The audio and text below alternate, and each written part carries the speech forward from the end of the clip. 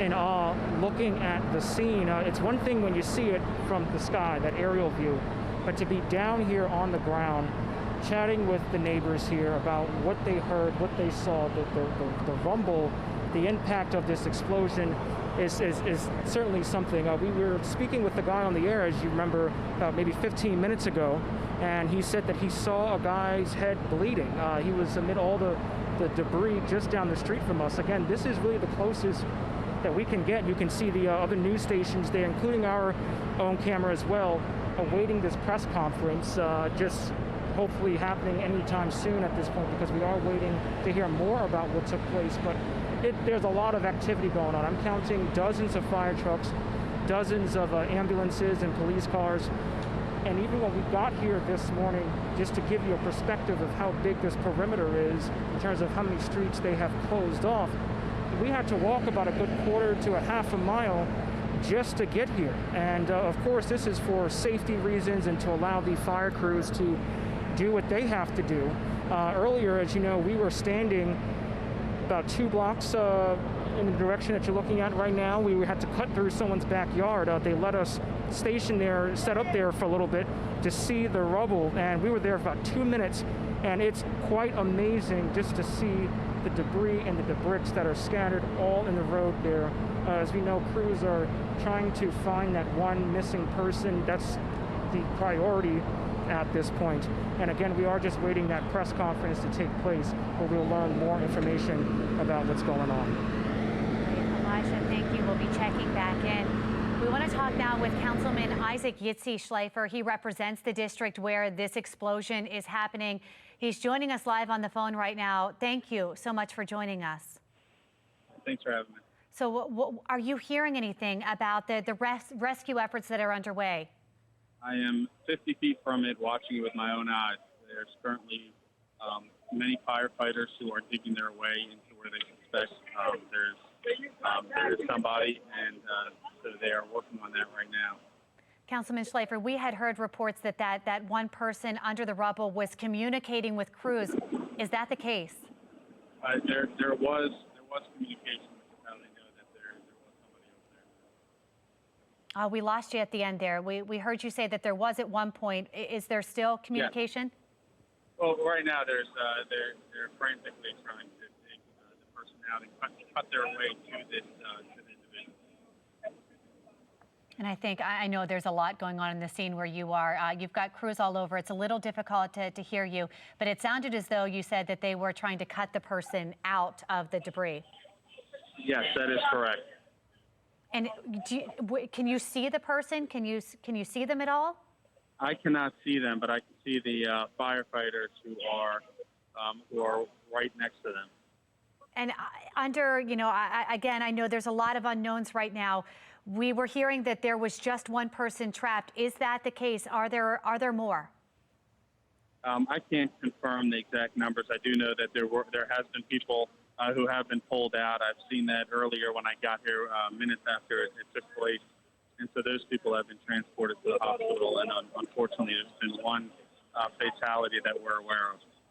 For those people who were rescued and were still with us, how did they look? Were they coherent? Were they responding? So I was not that close to them. I did notice that a lot of them had a lot of blood on them, and so that's the condition that they were in. When you got to the scene, I mean, we are looking at the aerial shot right here. I can only imagine what it looks like standing there, right there next to it. What's going through your mind? This is your district. Yeah. I mean, it's just a very tragic situation, and I mean, the only thing we can do right now, is give these first responders room to do what they need to do, and then everybody else really needs to just be praying for the families and neighbors of those who are affected. I mean, this explosion rocked not only those few homes, but it also blew out windows and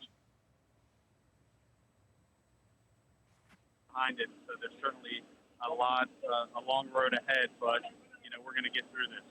Being there down on the scene, we were hearing, of course, gas explosion being mentioned. Any more talk there as you're closer to what's going on? I'm sorry, I couldn't hear you. We are hearing possible gas explosion. Obviously, when you see a scene like that, that's kind of what you assume. Being there close to the scene, are you hearing that confirmed? Are there talks that BGE is there? What are you seeing? I mean, that's what I heard as well. But as you could imagine, I mean, it's going to be under investigation, and we're going to find out the exact causes of this tragic situation. But in the meantime, the initial report was that it was a gas explosion. And just looking, we see debris all over the area. As you were making your way to that scene here this morning, how far does it extend? The debris? Yeah. Yeah, the debris extends pretty much most of the block. And so where I'm standing across the street, I mean, you can tell like the bricks from the homes flew off, hit cars, hit homes. All the windows are busted out on the entire block. And so it extends pretty far. I have not seen the full extent of the damage. I pulled up as a lot of the emergency personnel was pulling up minutes after the explosion. And so I'm not exactly aware of what the full perimeter looks like. How long has the rescue been going on for the person that they are currently trying to cut their way out? I'm not sure. I'm not even sure what time it is right now, so I have no idea. I understand. Again, we're talking to Councilman Isaac Yitzi Schleifer on the scene right there. We appreciate you taking time to talk with us here this morning. Yeah, I thank you. We are also getting a tweet. The local city councilman is there on the scene, but this is being watched around the state. Governor Hogan is saying that we are closely monitoring the situation in Northwest Baltimore following this morning's horrific explosion. We have reached out to offer our full support to the ongoing response and recovery efforts and are deeply grateful to the first responders on the scene. So just going back to what Councilman Schleifer was saying, and how many homes were impacted, and just the massiveness of that explosion there, that the recovery is going to be ongoing. Mm-hmm. This is not going to be a quick cleanup. This is not going to be a quick fix. It's going to require that community and the support of others outside the community to help them, restore that city block. And the councilman saying that he's standing just across the street here. We're watching those crews do this rescue operation as we speak. He made mention that they were trying to cut this person out, so it would assume that they are somehow trapped or stuck in something. And it would seem as if they're getting closer. I know. That's what I took from what he was saying. And then you saw the lines of firefighters just lining. Mm-hmm. There were two rows of them. They've kind of broken up a little bit, but there were two clear lines, as if to have a chain to get that person out. But he said, I'm standing next to the firefighters who are trying to cut through whatever is holding that person back, and that person is right there. It sounds as if they can get through whatever they're cutting, that they would be able to get to that person. So. And he confirmed that early on there was communication, saying that he couldn't hear it where he's standing right now, but that he did hear that person at one point was communicating with crews there. We've got cameras all over the scene here. This is just another vantage point of those crews working from one of our other photographers there. Again, active rescue operation underway, and sadly, we do know that one person has died in this, and we haven't heard the extent of the other injuries for those people on the block either, of who else might have been injured in this. We are expecting to get an update in about 15 minutes. I'm not sure what kind of information they'll be able to provide. Maybe they'll be able to give some more insight as to the conditions of the other people who were transported from the scene, taken to the hospital. And we've seen it listed as serious and critical conditions, so maybe they'll have more on that. Maybe they'll have the relation of the people who were involved. Was this one family? Are we talking about members from several different families? Because we're talking about 3 different homes there. And hopefully, prayerfully, by that time, they will be able to say that they have this person out of that pile. And then at that point, I guess they begin to go in and try to figure out what happened, get to the root of where that explosion occurred, to figure out why that happened.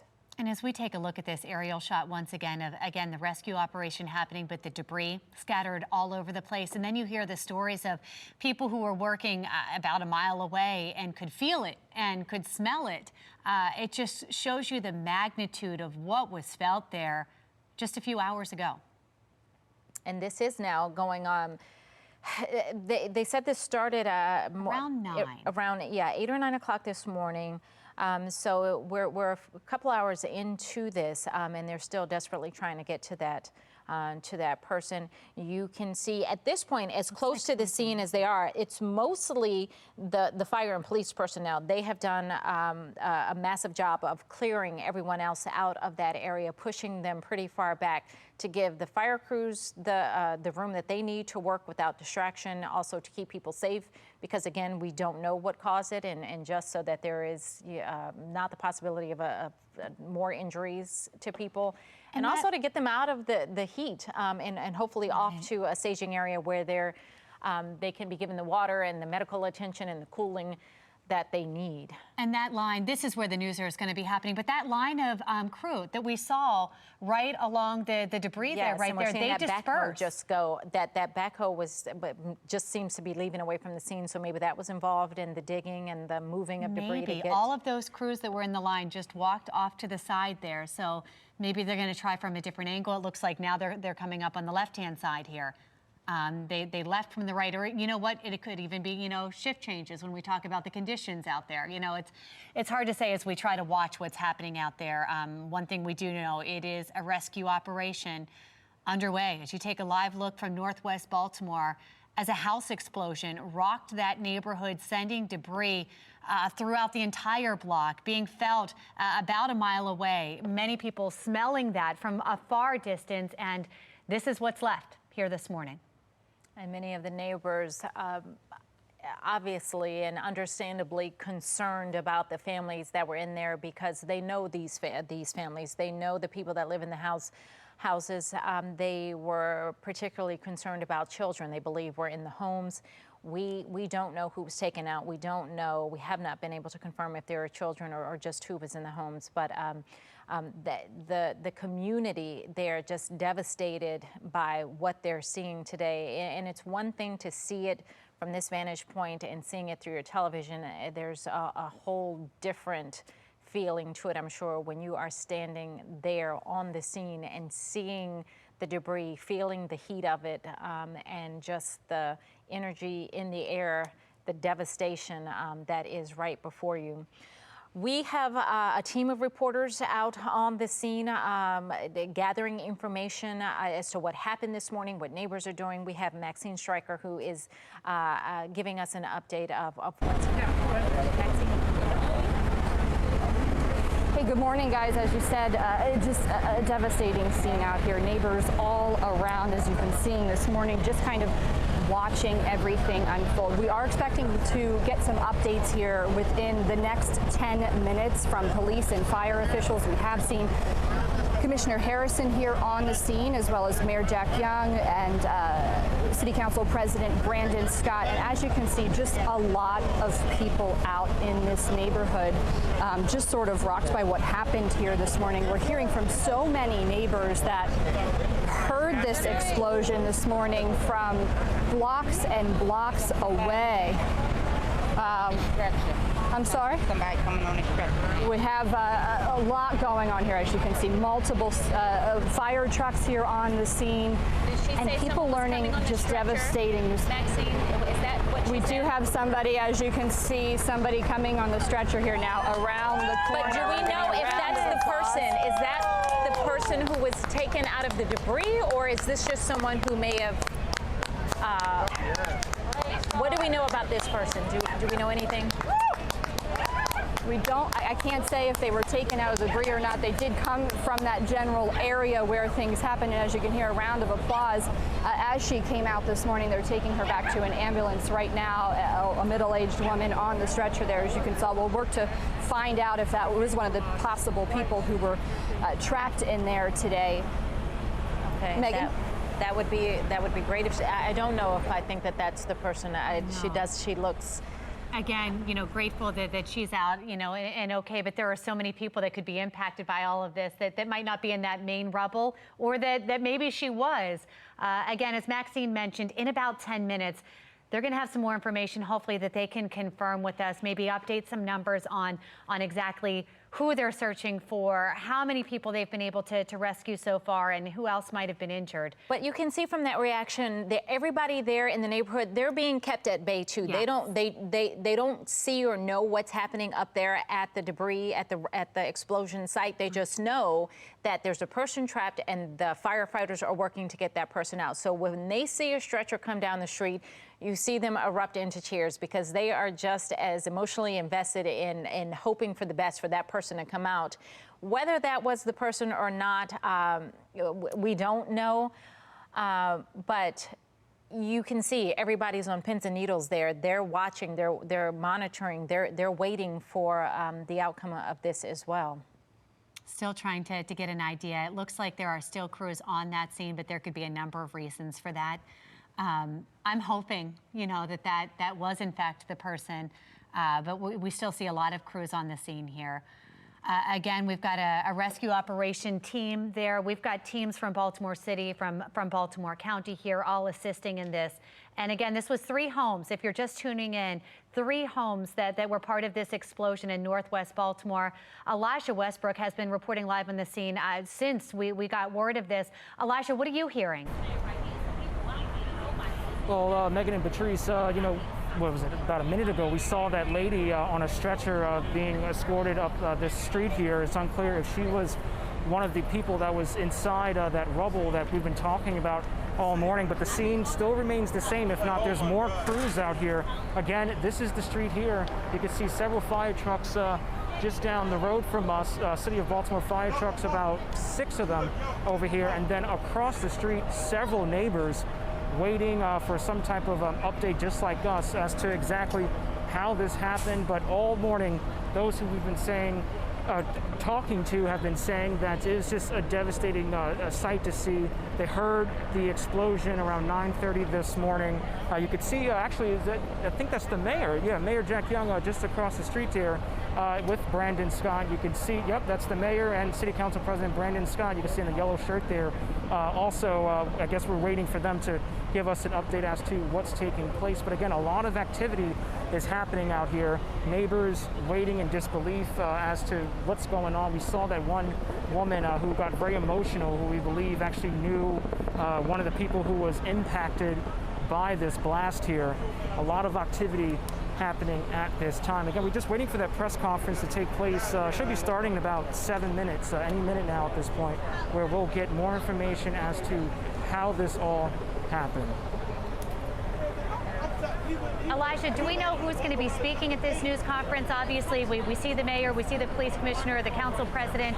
Are they part of this?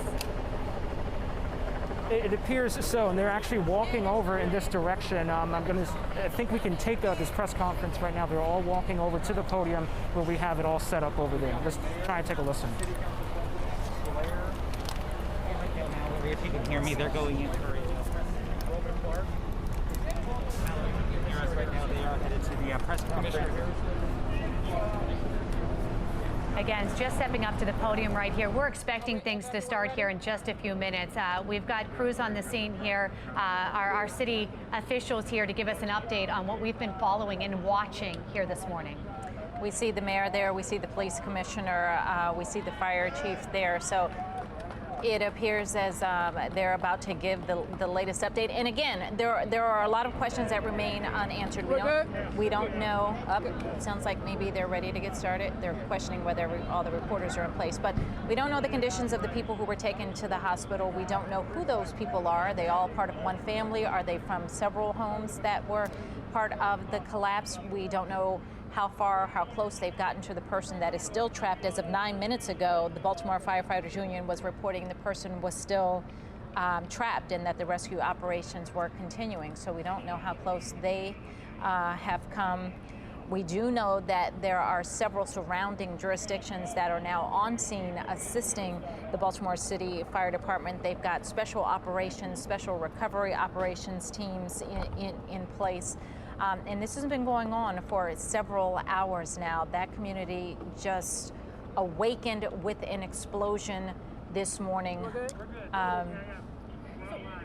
It was just before 10 o'clock this morning when the fire department responded to Labyrinth and Reisterstown Road for a report of some sort of explosion. Once firefighters was on the scene, it was pretty obvious that some sort of explosion did in fact occur, involving a total of 3 homes. At this time, there were 5 people that were involved in that, 3 of which were transported in serious condition to the hospital. We have 1 adult woman who was pronounced deceased on the scene, and we are actively recovering 2 additional people. In fact, 1 person was rescued and being transported just moments ago. Right now, it's unclear on what caused the explosion. We are continuing to search for any additional occupants that may or possibly could have been in the homes. And again, the cause remains under investigation. So you're still actively looking possibly for 1 individual in the debris? We have our eyes on 1 additional person that we're trying to pull out right now. Can you tell us if they are a child? At this time, it's unclear on the age or gender. We don't have that information right now. It's still a pretty active scene. Is that person responding to you? I'm sorry? Is that person responding to? We don't have that information right now, but we have our eyes on that person. 2 people just came out on stretchers.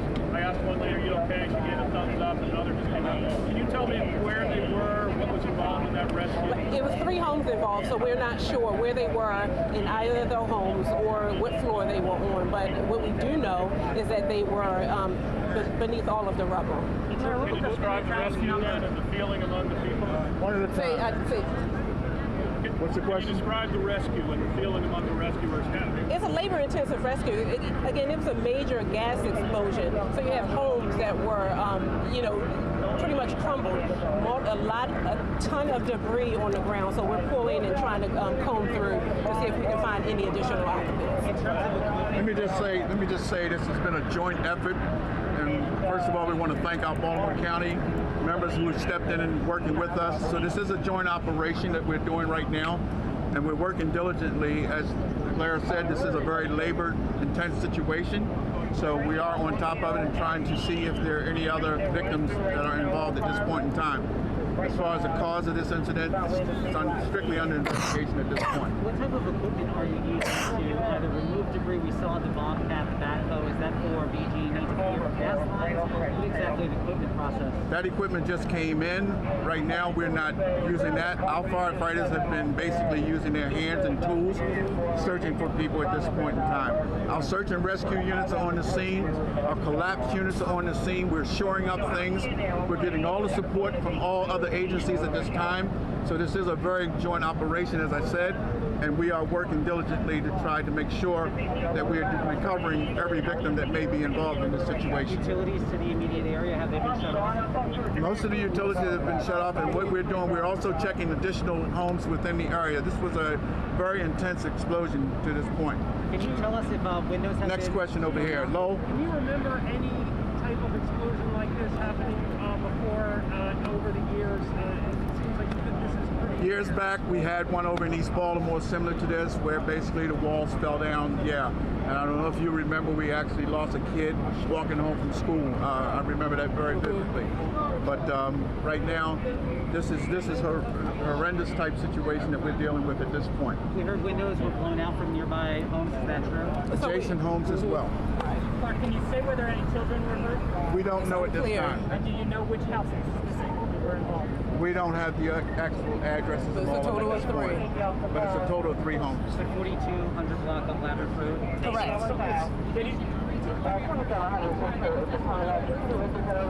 As we were coming up to the additional people that were pulled from the rubble, they are being transported as well. 4 so far, yes, and the other one may be getting ready to be transported. So right now you are possibly looking for other individuals. We have to confirm the number. We are unclear at this time. Take one more question. You're from the mayor? Have you had a chance to look around and see, or what did you see over there? Yeah, I had a chance to look around, but all I want to say is I just want to offer my prayers to all of the people who lived in these houses and the surrounding community. I just want to offer my prayers that everyone turns out safe. I know they still have a rescue with a couple more people, but all I want to do is offer my prayers, Mr. President.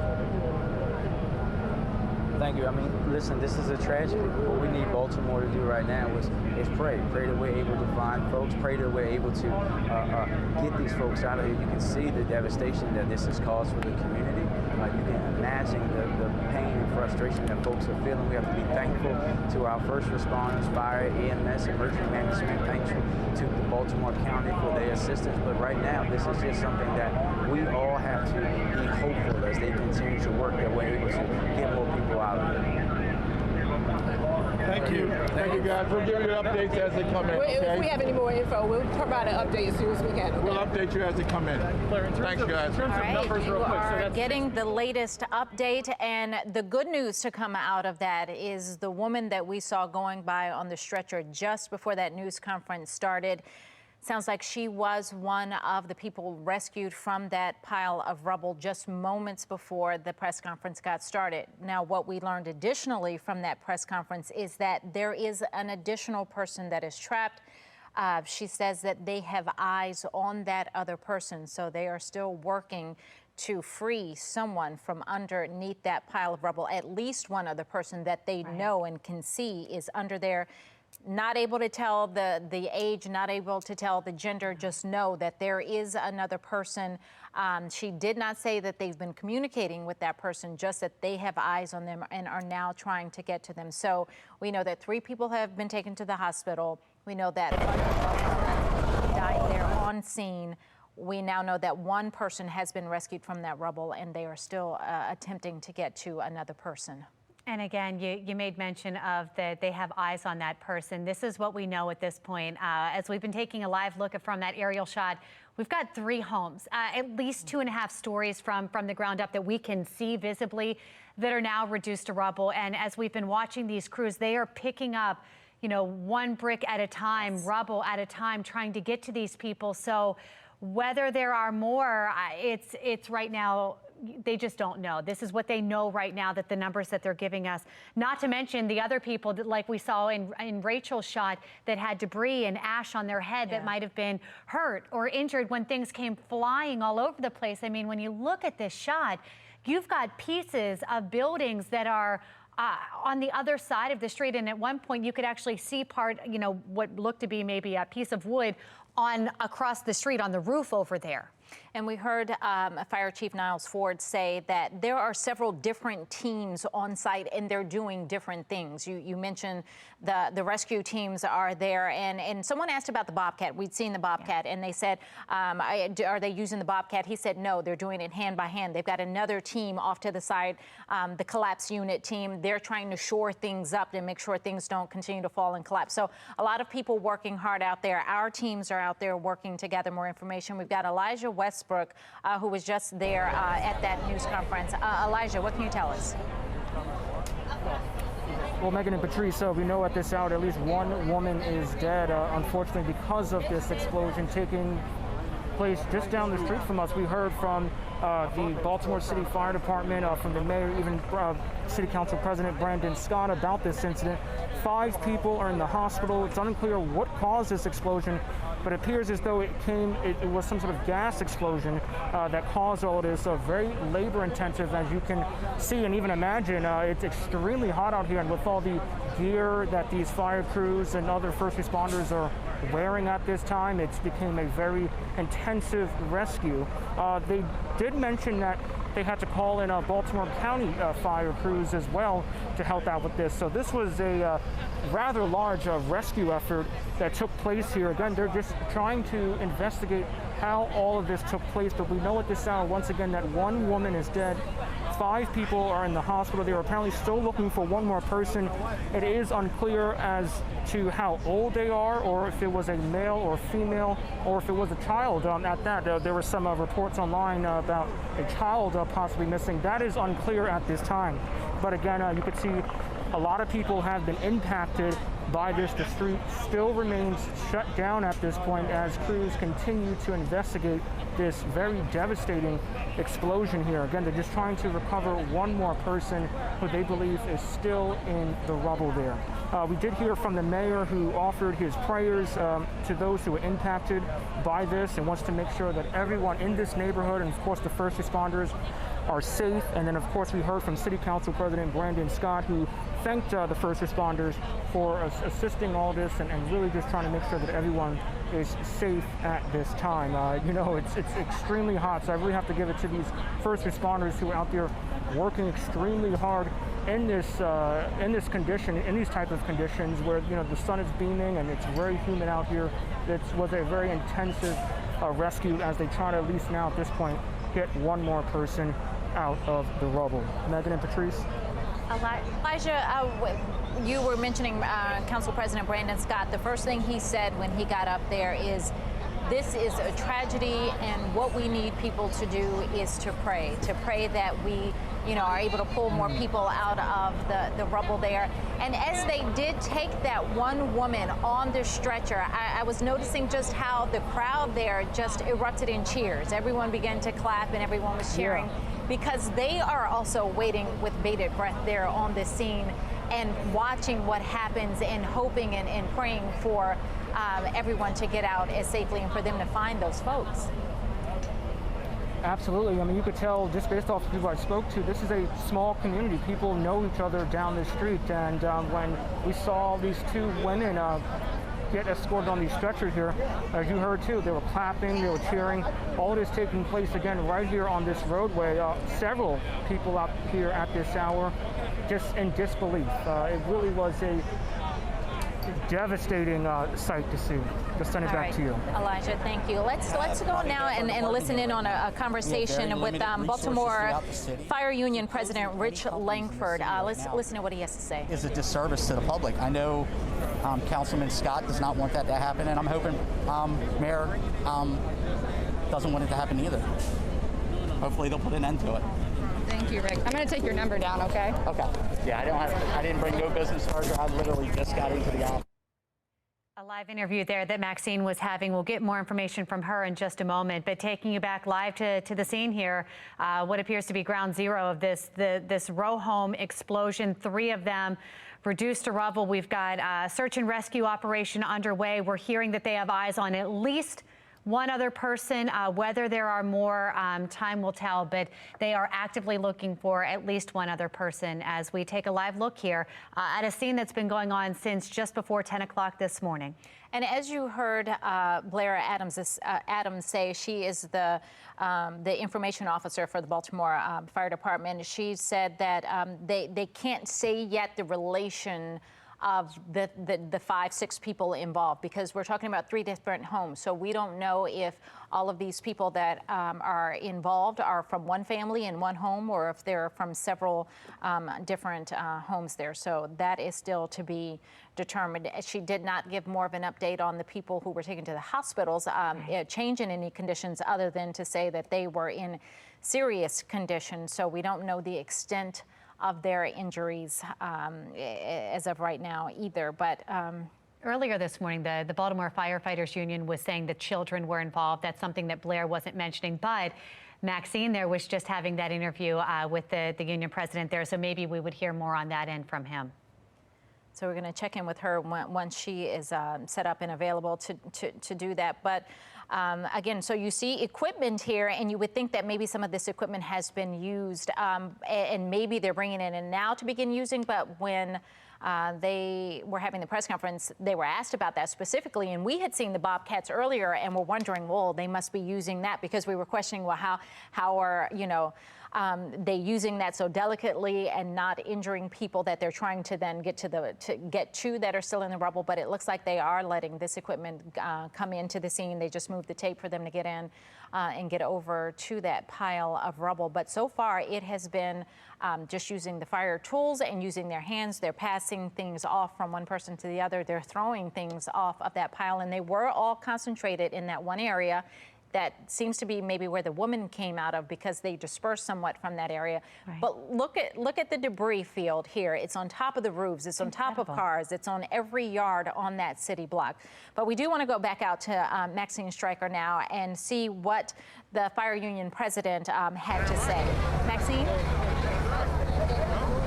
That's right. We just got finished speaking with the fire union president, Rick Langford. He's telling us a little bit about how difficult this recovery mission is for the members that are out here today. It's an all hands-on deck situation. Of course, a search and rescue mission here that is extremely, as we just heard from fire officials as well, labor intensive. Imagine just all of the gear these men and women have on as they're going house to house searching for people throughout the rubble, on top of just how hot it is outside, all the equipment they have on. So it is very labor intensive for them to be out here right now. Again, it's still unclear what happened as we're getting the latest updates from police and fire officials at the moment.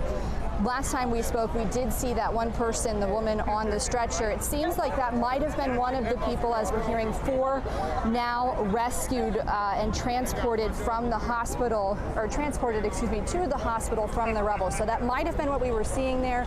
And we have been seeing more people just coming out over the past 10 minutes from this area. This is as close as we can get you right here. Along the road to see what's going on. It does sound like they are still possibly looking for one person within the rubble, possibly a woman, but that is as much as they could say right now.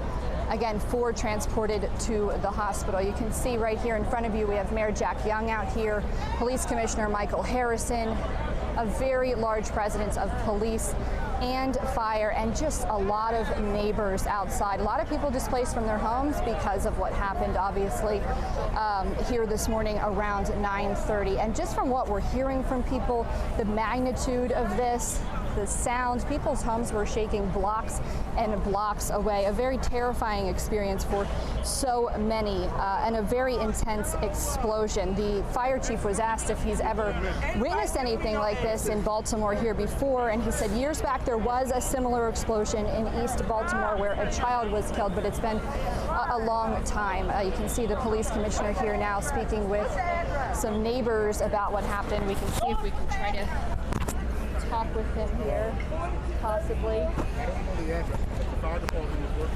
And you know what, we want to ask Maxine some questions here, but in the meantime, we've got some news just coming in from the Firefighters Union. They put on Twitter just minutes ago, another survivor rescued, an adult male just freed from the rubble by the multi-jurisdictional rescue operation. It goes on to say that he's being transported to the hospital in serious condition, and at this point, as we saw that Bobcat moving in, it goes to prove rescuers continue to search the debris for other survivors. So another person just rescued from that debris. We saw the woman coming out on the stretcher right before noon here this morning, and now another person taken out. Maxine, I know you've got the police commissioner there right now. That all that goes through the fire. No problem. Thank you. Thank you.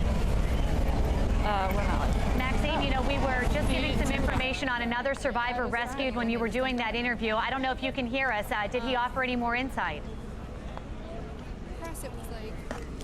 I think they're still trying to, we can take them down while they gather themselves. But that is excellent news. So they said in the press conference just 10 minutes ago that they had eyes on another person in that rubble, and it appears that they were just able to get them out of that rubble and now on the way to the hospital. We don't know the person's condition. We know it's an adult male. Serious condition. Serious condition, yes. So on the way to the hospital. And then it goes on to say that they're continuing to search the debris for other survivors. So we don't know how many, if any, are still under that pile there. And maybe that's the unknown. It sounds as though all the people that they had their eye on have been accounted for, but that's not to say that there couldn't be others or others that could be heard in the vicinity here. Obviously an active scene here. This is far from over here. While the immediate rescue operation is underway, they're going to continue this to make sure that no one else is trapped. And then you've got to start to clean this up and to get the people who live on this block back in if possible. And thinking about the fact that they are still unsure of the number of people, if any, that they're still looking for under the debris. So you then wonder the conditions of the people that have been taken to the hospital, because you would question, well, were they able to have conversations with them? Because I would be able to say, there were 3 others in my house with me this morning when this happened. So are they not able to have those conversations with the people that are already at the hospital, or have they had the conversations and know that they're not looking but for one or maybe the man that they just pulled out? So, and then you get to the interesting point too, to know that part. Maybe no one was in the house with them, but someone went to try and go rescue them and themselves got hurt. So that whole process, because we heard Elijah, one man saw another man being injured. So at that point, you could see how neighbors could be drawn into that to try and themselves, before emergency crews got there, try and help in this situation. All right, so I think we have... we've got Elijah Westbrook live on the scene with an interview going on. Let's listen in. I just wanted to be a human, not being a hero. I just wanted to help, because if it was me, I would have wanted the same people to come and try to get me out. Yeah, so one more time, you said you were inside your house, you were drinking water, and then you heard this boom. I was drinking water, like I was actually on my porch outside, and it's just like booms, like a loud explosion, and it shook, and I'm like, oh my God, what was that? I mean, everybody started coming out the house. By the time I got down the end of my alley, everybody was coming out the house like, what's going on? By the time I got to the scene, it was just like, I knew. I was amazed that someone answered out to me when we asked them to call out, because I just knew if someone was in there, there's no way they made it. Now, earlier we were over there. We couldn't see too much, but from what I gathered, there was a lot of debris in the roadway. And I can imagine bricks, cinder blocks. I mean, just talk about the conditions down that way. Bricks, cinder blocks. I mean, and when I say chunks, I mean, like, if you can look at this house right here, like I mean, just square portions of the house, just like in the middle of the alley, like it got thrown. I mean, like, if you look at the 10 houses down the block, all the windows are gone, they're blown out. It's debris, parts of fences, it's wires all over the place. It's smoking from the middle. It started smoking as we were moving bricks. I mean, it was just, it's crazy. It's debris all over the place. It's just debris up and down the street, up and down the alley. Absolutely devastating. Did you see anyone in the rubble back down there? Oh, yeah. The older lady that's over there dealing with the medics, like, she was the first person that we made contact with, was her. Like, we're like, hey, are you in there? She's like, hey, I'm here. And, we're like, call out. And she's like, I'm here. And, we kind of figured out she's right in this pocket right here. So we just started moving bricks. The police came. We still were helping moving bricks. The first fire department personnel came. It was only maybe about 5 or 6 of them. So, like, we were still helping. We stayed in there until they said, hey, you got to go back because it's too dangerous. But, I mean, honestly, when we got there, like, I didn't really think about it. I could smell gas. Like, in my back of my mind, I'm like, hey, it could blow again. But, I mean, honestly, I was just like, you know what? If I can try to save somebody, then, like, I'm going to do it. So. And I was going to say, thankful for people like you who were there at the scene when this first took place, helping people get out. We know at this time that there's one woman who unfortunately died as a result of this. Did you know this person or anyone that was inside that house? I don't know them. I've seen some of them in passing. It's a neighborhood. It's a small neighborhood, so a lot of people know each other. You might see a person at the gas station, you throw a hand to them because you know who they are, but I didn't know them personally. But, like, my condolences go out to the family because, like, I mean, honestly, we were trying to do everything that we could. The fire department were doing a great job. Everybody was hands-on. The police, the fire department, the neighbors, like, everybody. It was like a group effort. Like, I've never seen anything like that. I'm not used to that kind of unity in Baltimore City. So. It seems like it's an incredible neighborhood, very tight-knit at that people say hello to one another. And yes. One last time, what's going through your head with everything happening? I mean, honestly, like, it's really setting in, like, someone was in that rubble that we couldn't save. Like, it hurts. Because, I mean, I have family members. I have female cousins and male cousins and nieces and nephews, and, like, I would be devastated if it was one of them, but, like, I went over and talked to one of the family members, and, I just hugged her and said, hey, we were in there, we tried to help even before the fire department came, and, I mean, that's the best we could do. But like I said, before we close this, I just want to say, I'm not a hero, I'm a human. That's what humans are supposed to do. They're supposed to help if someone's in need. That's it. That's certainly what you did, and thank you so much for what you did and being one of the first on the scene to help these people out, because it could have been a lot worse than what it is right now. Thank you so much for your efforts. Have a good day. Yeah. incredible guy there. He, like you heard, he was one of the first people here when this explosion happened. He says he lived just a few blocks up the street, and he heard it as he was just sitting on his porch, just like many people who are sitting outside right now. And he helped that one elderly woman that we saw earlier being transported on a stretcher. An incredible guy there, and several others who helped people during this time. Let's send it back to you. All right, Elijah, I'm thankful for people like that who will run into a scene like that to lend a hand where they can. All right, we have Doug Stern on the phone. He is the spokesperson for the Baltimore Firefighters Union, IAFF. Thank you so much for joining us. We appreciate it. We have been following the tweets coming out of the Firefighters Union, and you all were some of the first to tweet that children were involved in this explosion. What can you tell us about what you know about the children involved? So let me clarify first. I'm with the International Association of Firefighters, the parent organization of the Baltimore Firefighters. So okay. I think what we know is as soon as firefighters got on the scene, they went immediately to work like they would in any situation like this. You have a lot of factors here where it's still a very active scene when firefighters get there. There's rubble. It's all shifting. They need to stabilize the debris at the same time that they begin looking for victims. So it sounds like here they found a couple victims, started caring for folks immediately. It sounds like the neighbors were a lot of help there too. Yes. But going immediately to work is what really makes a difference in situations like this. And so what does that mean, going immediately to work? Because when you arrive to the scene and you just see that debris field, that collapse, what is the first thing you do? You don't know if you're looking for people, you're shoring things up. What do you do first? So the first thing firefighters do in a scene like this is call for more help. Because we know that it takes a team to rescue people. So we're going to get more team members on the scene. Then we begin sifting through the rubble. Quite honestly, we go to where it looks like it's the hardest hit, where there's the best chance to find someone if someone's going to be trapped. And we begin sifting through the rubble and working our way out. Throughout the first couple minutes, you're primarily concentrated on what used to be where the house is and the rubble of the home.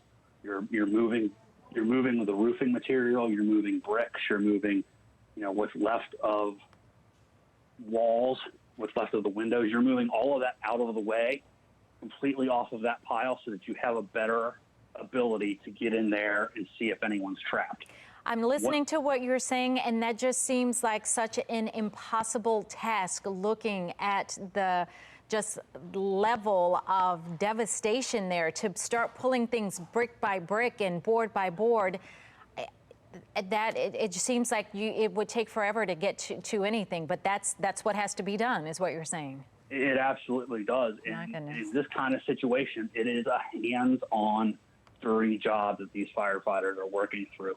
We can't bring in major equipment because the big equipment could cause what's left of the debris to shift in a way, could injure somebody that's trapped. So it is going through brick by brick, hand over hand, with as many firefighters as we can get to the scene quickly. And throughout the day, what they'll do is they'll start searching the other homes to make sure that the debris didn't injure someone in one of the adjacent homes. When some of the neighbors saying, and I'm supposing that the firefighters do that too, you get on scene and you call for people, you tell them to call out. Is there someone there? And then you just go to work wherever you hear someone calling out to you.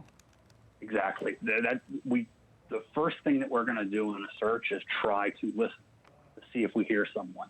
And a lot of it goes to the firefighters knowing their community. They know what the houses in that area traditionally look like. They know where the bedroom may be. A midday incident like this, they're going to assume folks that are home are either in the living area or maybe the bedroom. They're going to start their search there. If it was the middle of the night, they would start their search definitely where the bedrooms would be. So having that knowledge of the neighborhood really comes into play as well. How much concern, or how much can they give concern to the safety of the area? If your main goal is to get in there and start trying to get to people you think may be in that rubble, but you don't know yet at that point what has caused the explosion, if there could be other explosions, how do you manage both of those scenarios at the same time? Quite honestly, a lot of times you put your head down and you charge at the problem that you see. First thing the firefighters do when they get on the scene is they do take an overview of the area and make that calculated decision. can we do good here, or are we putting ourselves and other people at hazard? Most of the times in a situation like this, it's a gas type explosion. So once it goes off, you're looking to see if you can stop that gas as well, so that you don't have a secondary explosion. So we're doing many things at the same time, primarily focused on saving lives and rescuing people.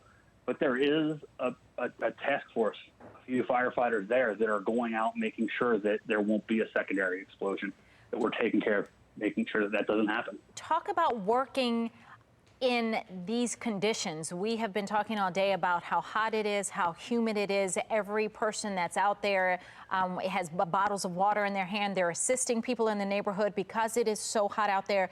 But those men and women are in all their full gear and doing a very labor-intensive job. Talk about working in that. So the fire gear without the air tank on, because right now it looks like they're in their fire gear and their helmets, talking about probably 50 pounds of hot, heavy gear that they're wearing. So it is intense. And that's one of the things that, you know, we rely on the fire department administration chiefs, battalion chiefs at the scene to really keep an eye out for people, to rotate people, as you said, throughout the scene. It's why we bring so many firefighters to the scene of an emergency like this, not just to help right away, but to make sure that as firefighters begin to fatigue, that they begin to overheat, that they no doubt will in this type of heat, that we have firefighters to replace them to make sure that the rescue work continues on. And one last question before I let you go. It came up during the news conference. Talk about the emotions of those firefighters digging on that pile. It came up in the news conference, and the PIO talked about this was weighing on them as well. We know firefighters struggle with PTSD and other behavioral health issues because of situations like this. But that's a long-term effect that it has. Right now, those firefighters are putting all of that concern for themselves, all of the emotion that they feel. They're focusing all of that to help save lives right now. And that's really, I think, what makes, you know, firefighters and our members of the IAFF kind of special, that they take that personal risk. They know it's going to have a toll on them long-term. They put all that aside when push comes to shove to really serve the citizens. All right, Doug Stern, spokesperson for the Firefighters Union, the parent union of our local Baltimore union there. Thank you so much for joining us. We appreciate your time. Thank you.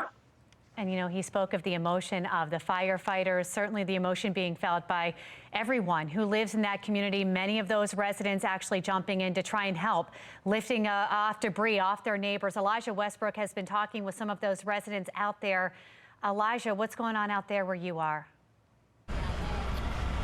Hey, good morning, Megan. Well, you know, just behind us here, you know, you could see that some of the first responders are actually leaving the scene now. It looks as though they're just now cleanup crews coming in this area now to clean up that rubble and the debris that's not far from where we're standing now. You can see that one fire truck that was just behind us there has pulled away and has driven off. So you can see the street is a little bit more clear. And this is what this neighborhood looks like.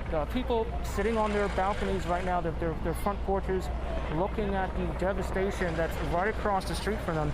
This is as close as we can get. This is the closest that police and fire crews will allow us to the scene as of an abundance of caution because of what may ensue. But just speaking with the neighbors out here, you could tell that this is a very tight-knit community. A lot of people know each other. They walk past each other. They say hello. And when we were speaking with that one gentleman, his name is Dean Jones. He was one of the first people here at the scene around 9:30. He said he was just sitting on his porch about around 9:30 this morning when he heard the blast. He ran over to see if anyone needed help, and he went in there and he said he heard an elderly woman amid the rubble there asking for help, screaming out for help. He and several other people helped her out of that rubble. And when you just look at the structure of these buildings here, right? It's brick, and inside the cinder block. Imagine all of that on top of you at a time like this, with the heat and everything going on. Just absolute devastation. You know, a lot of people out here really helping out the first responders, passing out water because it is extremely hot out here. Very, very humid. And I have to give it out to these first responders who are out there braving these elements, if you will, because it is extremely hot. Again, this is the scene here just off of Fairlawn Avenue, and Labyrinth Road, you could see people just kind of walking in the street, the first responders there heading towards the scene. But this is the closest that we can get to that destruction that unfortunately has killed one person. Let's go ahead and send it on back to you. Elijah, it looks like some of the crime tape is now on the ground, and the crowds of people that once were have dispersed a little bit. Is the mood changing? Is this seeming as though we're towards the end of the rescue operation and what it feels like out there? It appears that way, Megan. That's a good way of putting it. You know, you can see that the yellow tape is now down, and it's more of a cleanup process that's taking place at this point. Because earlier when we were down there, a lot of destruction, debris, bricks scattered everywhere in the roadway, and of course in that area where you guys saw that aerial view, you could see just absolute devastation down the road here. So it appears as though they're doing more of a cleanup effort at this time to try and get this neighborhood restored and back together. But this is certainly something that I'm sure a lot of people won't forget. Elijah, all of the other people who live along that street, they were all gathered there, as Megan was saying, they seem to be dispersed now. But for the people who can't get back into their homes just yet, have they taken them off-site somewhere to get them out of the heat, or are people still gathered that are waiting to get back into their homes? People are gathered and waiting to get back to their homes. We've been seeing some neighbors out here going just to the plaza. There's a plaza right here on Reisterstown Road. I believe there's a couple of supermarkets over there. People getting little cases of water because it's extremely hot out here. And just to stand out here for hours on end could really take a toll on the body. So the community really coming together, passing out water, not even just to the neighbors, but even just the first responders who are braving the elements of this heat, and of course the rubble that's just down the street here from us. As the morning goes on and now afternoon here, Elijah, we saw some of the people being taken away on stretchers, and of course, you know, the cheers on that street there. Are you hearing a little bit more about the people who were inside those homes now that some of the other residents were able to see them going through the street? Not just yet, Megan. You know, we were speaking with that one gentleman who lives about 4 blocks away from where we're standing, and he was, as you heard, one of the first people here on the scene taking out that elderly woman who we saw earlier. And I haven't heard too much more about the people who were inside, but of course we saw the reaction of people who knew possibly the one woman who had died as a result of this explosion. All right, Elijah, thank you. And as we take a look at the latest numbers here, the last update came in the last 15 minutes here. It was from the Baltimore Fire Department. We can pull up their tweet here for you this morning just to give you an update on the latest numbers. You know, these numbers seem to go back and forth here. Obviously, this is happening as we speak, but this is what they're reporting as of the last 15 minutes. 6 people involved in this gas explosion there in West Baltimore, including 4 people transported in serious condition.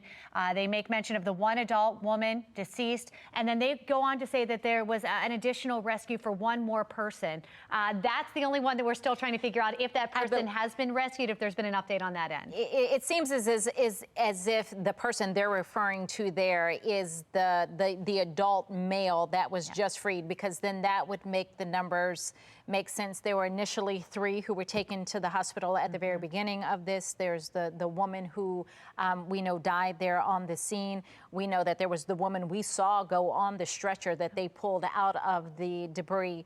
So that brings it up to 5. And then they tweeted not too long after that, 27 minutes ago, the Firefighters Union, another survivor rescued, an adult male was just freed. So that would bring it up to 6. So it seems like their tweet may be just behind what the Firefighters Union has been tweeting. So the good news is that they do have the other person out. Now they are looking, and that was the person that they knew they had eyes on.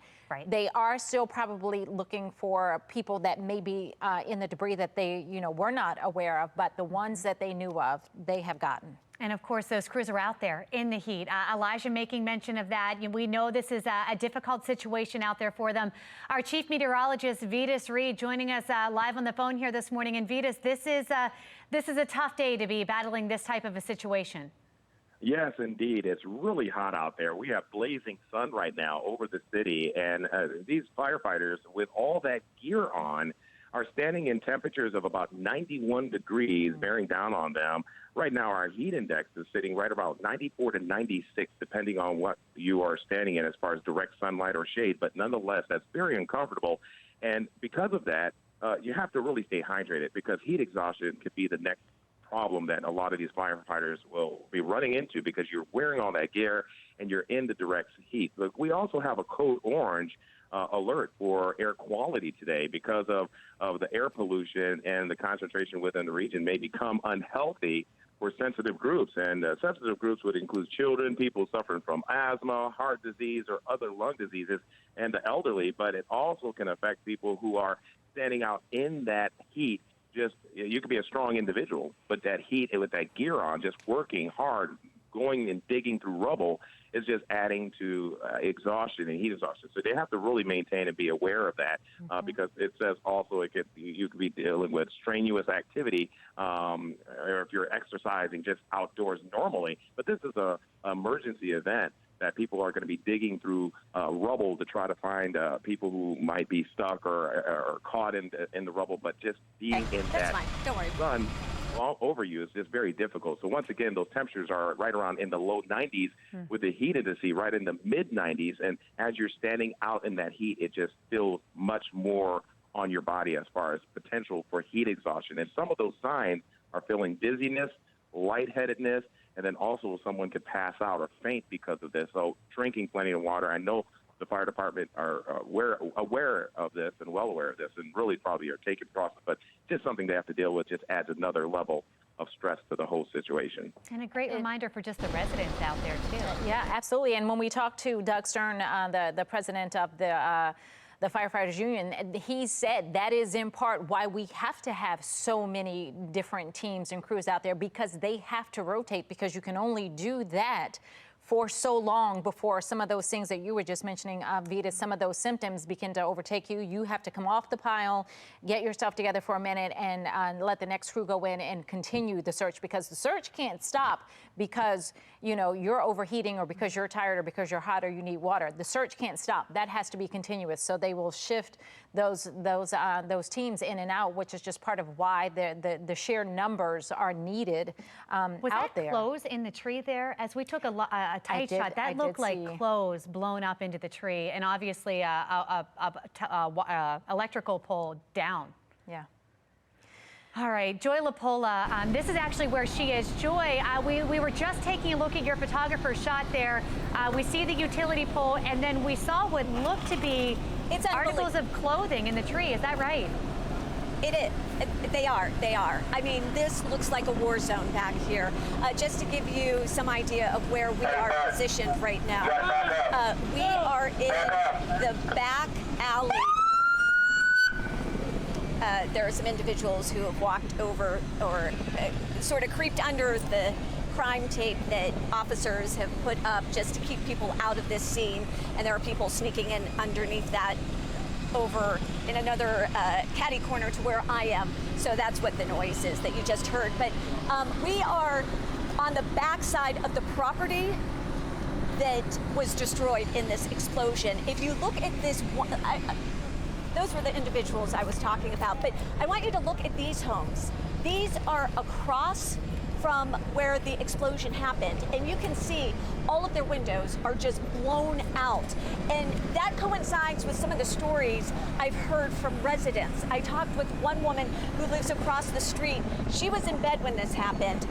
She said that her door flew open, her windows shot out, her ceiling cracked in half. I mean, and you just try to imagine what that must be like when you're sound asleep and then all of a sudden that's what you wake up to. If you look I mean, there are clothes in the tree, there are bricks just scattered in this back alley. I mean, it's hard to believe that there were homes actually here when you just look at the destruction that this explosion had on those properties. And I want to point out one quick, the gentleman that you see, if you see the firefighter in the blue helmet with the SOC on it, he... Guys, you gotta stay behind the line. Stay behind the line. See the object that he has in his right hand? it's kind of hard to see, but that's actually a camera. He walked by me, and that's a camera that you can stick in the debris and get an idea of what's actually below it. And you have rescue crews just, everywhere you look, there are rescue crews and just, debris scattered everywhere you look. The obvious there, Joy, but are they looking for more people? Is that what those cameras are typically used for? That's what the cameras are typically used for. I don't know, because there was a gap. I haven't had a chance to check Twitter, but in talking, I spoke with another woman who actually helped dig people out immediately after the explosion happened. She told me that there were 2 young kids trapped in the basement of one of these properties. She was basing that off of what the woman told her, that woman being the one they were rescuing. She also showed me video of some of the men. She said that one of these properties was actually being remodeled. And she showed me video of some of the workers coming out of that house. They were severely burned. I've never seen anything like that. And honestly, from head to toe, they were covered in blood. I've never seen someone that seriously injured before. When you look at that scene, I mean, I can't believe that they're alive. No, and that's a detail that we had not heard that before, Joy. So that is, we'd only heard about the people that were taken to the hospital. We didn't have that clear picture of people who maybe were able to just, stumble out of the house on their own, or that the fact that it was being remodeled. And now, so that, becomes a question. Does that have anything to do with what happened there, part of the remodeling? And again, we don't know, and they won't know that until they're able to do full assessments. But, one of the other interesting things that you said, as you were talking about the woman across the street and her windows being blown out and the crack in the ceiling, that is what a person that we spoke with earlier with the fire union said, that there will be another team that will have to go door to door and check on the occupants of all of those other houses to make sure that no one is in those houses and injured or hurting in need of something. Maybe there was one person in that house and they got injured because the window flew in on them. They've got to go to every one of those houses and clear them to make sure everybody's okay. Oh, absolutely. And the woman I'm referencing who lived across the street, she's an 86-year-old woman, and her daughter rushed to this scene after she called and was just frantic, and she came and picked up her mom. But again, a lot of these individuals who live in these properties, I know you've seen the video, but they are elderly, so they will have to go house to house to make sure that there isn't someone that, God forbid something else has happened to them and they need medical attention. I also, in talking with the woman who came down here and started helping to rescue people, she told me that you could hear the gas when she was down here. It sounded like a snake. And as soon as firefighters got here, naturally, they told everyone to get back. But she said that they had actually set up a line, sort of like an assembly line, where they were just picking up pieces of debris, handing it off, and passing it on down the line in an effort to get to the people who had been injured in this explosion. Joy LaPola live with an incredible scene right there this morning. Thank you, Joy. We've got Elijah Westbrook also on scene here this morning for us. Elijah, from a different viewpoint. Elijah, what's going on where you are? Hey, Megan. Well, just down the street here, you can see our cleanup crews are still making their way down this road here. It seems as though that the rescue effort, if you will, is sort of dwindling down a bit, as you can see that Bobcat, if you will, making its way down the street. But I have to say, just to speak a little bit more on the community here, this street here seems to be a very tight-knit community. I mean, just the people who have been coming out in support of the people who were impacted by this blast earlier or in the morning is quite incredible. People walking to the nearby plaza, gathering dozens and dozens of water bottles just to make sure that people are okay during this time, because again, we can't reiterate it enough, it's very hot, it's humid. And to be working in these conditions is quite something. Earlier, as you know, we were chatting with a guy who was one of the first on the scene. He said he got here just before fire crews started arriving, and he saw a woman in the debris, that elderly woman we saw around maybe 10:30 this morning as she was on a stretcher. And he was kind of talking about just the scene at the time and how devastating it was. He said he didn't want to call himself a hero, but he's just human. It's something that he wants everyone to do, right? This is the human thing to do. It's not just an exceptional thing, but it's the human thing to do. So it really just speaks to the community here. That guy lived about 4 blocks away, but you could see just from this vantage point, fire crews are still on the scene with the exception of some cleanup crews that are down the street here from us. A lot of neighbors still standing outside. They're on their porches looking at what is taking place here. Again, all helping each other out at this time. All right, Elijah, thank you for that. We're going to be checking back in. Meantime, Gary Ludwig, he's joining us now with the International Association of Fire Chiefs, joining us on the phone right now with more on the search and rescue and this part of the process. Thank you so much for joining us. It's my honor to be with you today. As we take a live look of what's happening in West Baltimore here this morning, watching the search and rescue operation underway, how delicate of a process is this, and how do you even begin something like this? So, yeah, it is a very delicate process. You're absolutely correct about that. So when my experience has taught me, when we see this type of devastation where 3 homes or so have exploded and we have this massive destruction, there's probably something that is the underlying thing, which is probably gas, natural gas, that would cause these type of explosions. And so the first thing you want to do is mitigate that issue of gas or whatever caused the explosion. Make sure that we don't have any secondary explosions. And then the search and rescue begins. You want to stabilize the scene, make sure it's safe for others that are coming in there, is my point. And then the search and rescue begins. And usually how you do that is you set up grids within that area that has been impacted. And then, again, so that you're not going over the same area, so that you're not repeating or you're missing the area. So the best way to do that is with grids. They may have to bring in some heavy equipment also to remove debris and other types of things like that. And Gary, I'm sure you're seeing some of the images coming in from our city here this morning. It appears to be 2 stories with a little bit of the basement showing as well, reduced to nothing. When you're dealing with that significant of a scene, and again, 3 row homes deep here, wide that is, you know, the process of actually finding people and not wanting to, you know, bring in a crane and start lifting stuff off with the fear of hurting someone underneath it. How do you even begin to find out if someone's underneath it? Well, Baltimore is probably blessed, and they have teams. They have what they call USAR teams, local USAR teams, which are urban search and rescue teams, and they have different types of equipment that they can use for listening.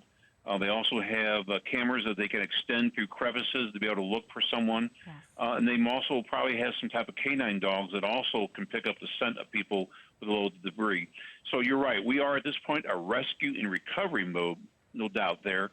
But eventually, at some point, if it will turn to it's a rescue mode, and at some point, unfortunately, it'll probably turn to recovery mode, and then you don't have to be quite as delicate with your approach. Our meteorologist just a few minutes ago talking about the extreme heat, the humidity. We're talking 90 degrees out there. Describe what that's like for fire crews to be working in those conditions. So, yeah, it's unbearable whether you're fighting a fire or whether you're doing search and rescue. And so one of the things we have to take into consideration is the hydration of our firefighters and making sure they're not succumbing to any type of hypothermia or any type of illness as related to the heat. You certainly don't want them to come to the point of heat stroke, and even you want to prevent heat exhaustion. And so it's imperative that you have enough crews on the scene so that you can rotate the rescue personnel in and out so that you can rehab the personnel who need to be rehabbed in a rehab area with cooling, water, hydration, food, whatever the case might be. And, you know, as we look to what happens next, obviously we're still watching that search and rescue underway as they make sure there's no one else underneath it. But what comes next, you know, as far as the structural damage and making sure that these buildings are safe? Where do you guys go in that? So typically, again, the approach would be to bring structural engineers to the scene. And I hasten to add that is also part of the process of making the scene secure. So not only do we want to make sure that whatever caused the explosion, there's no secondary explosions, but it's also the structural integrity of whatever is there, is to make sure that we don't put rescue personnel in an area where we might have a secondary collapse. If there's a wall that still is potential falling, or falling into a basement, or whatever the case might be, you want to make sure that scene is secure. And so the best people to bring to the scene, which is probably part of the process there, is they have structural engineers also as part of those urban search and rescue teams. All right, Gary, we really appreciate you talking with us. Again, the president of the International Association of Fire Chiefs, thank you for joining us this morning. It's been great to be with you this morning. We want to check in now with Brad Bow reporting for us from the scene here this morning. Brad, thanks for joining us. What are you seeing? Well, I got to tell you, I just had some very interesting conversations with some people who were actually in the buildings that blew up. One woman who was apparently the first person to get out.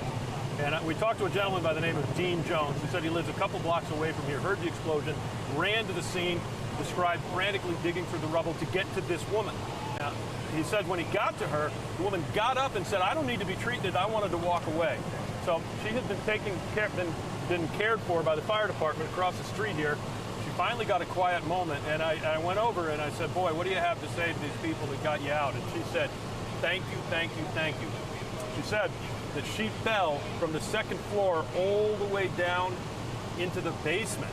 Now, she's up and walking. She's not terribly injured, so we don't really understand the dynamics of how that happened, except perhaps she just rode everything down. And she says that she is just grateful to be alive. Another gentleman who also managed to get out described just a nightmare scenario, something he doesn't ever want to have to deal with again. This gentleman right here is the man we spoke to, named Dean Jones, who was one of the folks that got into the rubble to try to help the people out. He says it was just an honor to be able to offer assistance. He's talking to the police department now, and he wants to get back in there. And he said he ran over without even any shoes on. So those human tales are what's emerging right now. People trying to help, people who needed help. Let's see if you have time. Do you have time, producer? Yes, definitely. Yes, we're with you all the way. Okay, Mr. Jones, look, we're live on Fox 45 Baltimore. Yes. Can you tell me a little bit more about what you experienced? So, I mean, honestly, like, it was just a really, really, like, loud explosion. And it was the kind of explosion, like, you knew, like, that it was something, like, catastrophic. Like, honestly, like, I knew whatever it was going to be bad. And I didn't think. I didn't grab shoes. I took off running. I followed the smoke.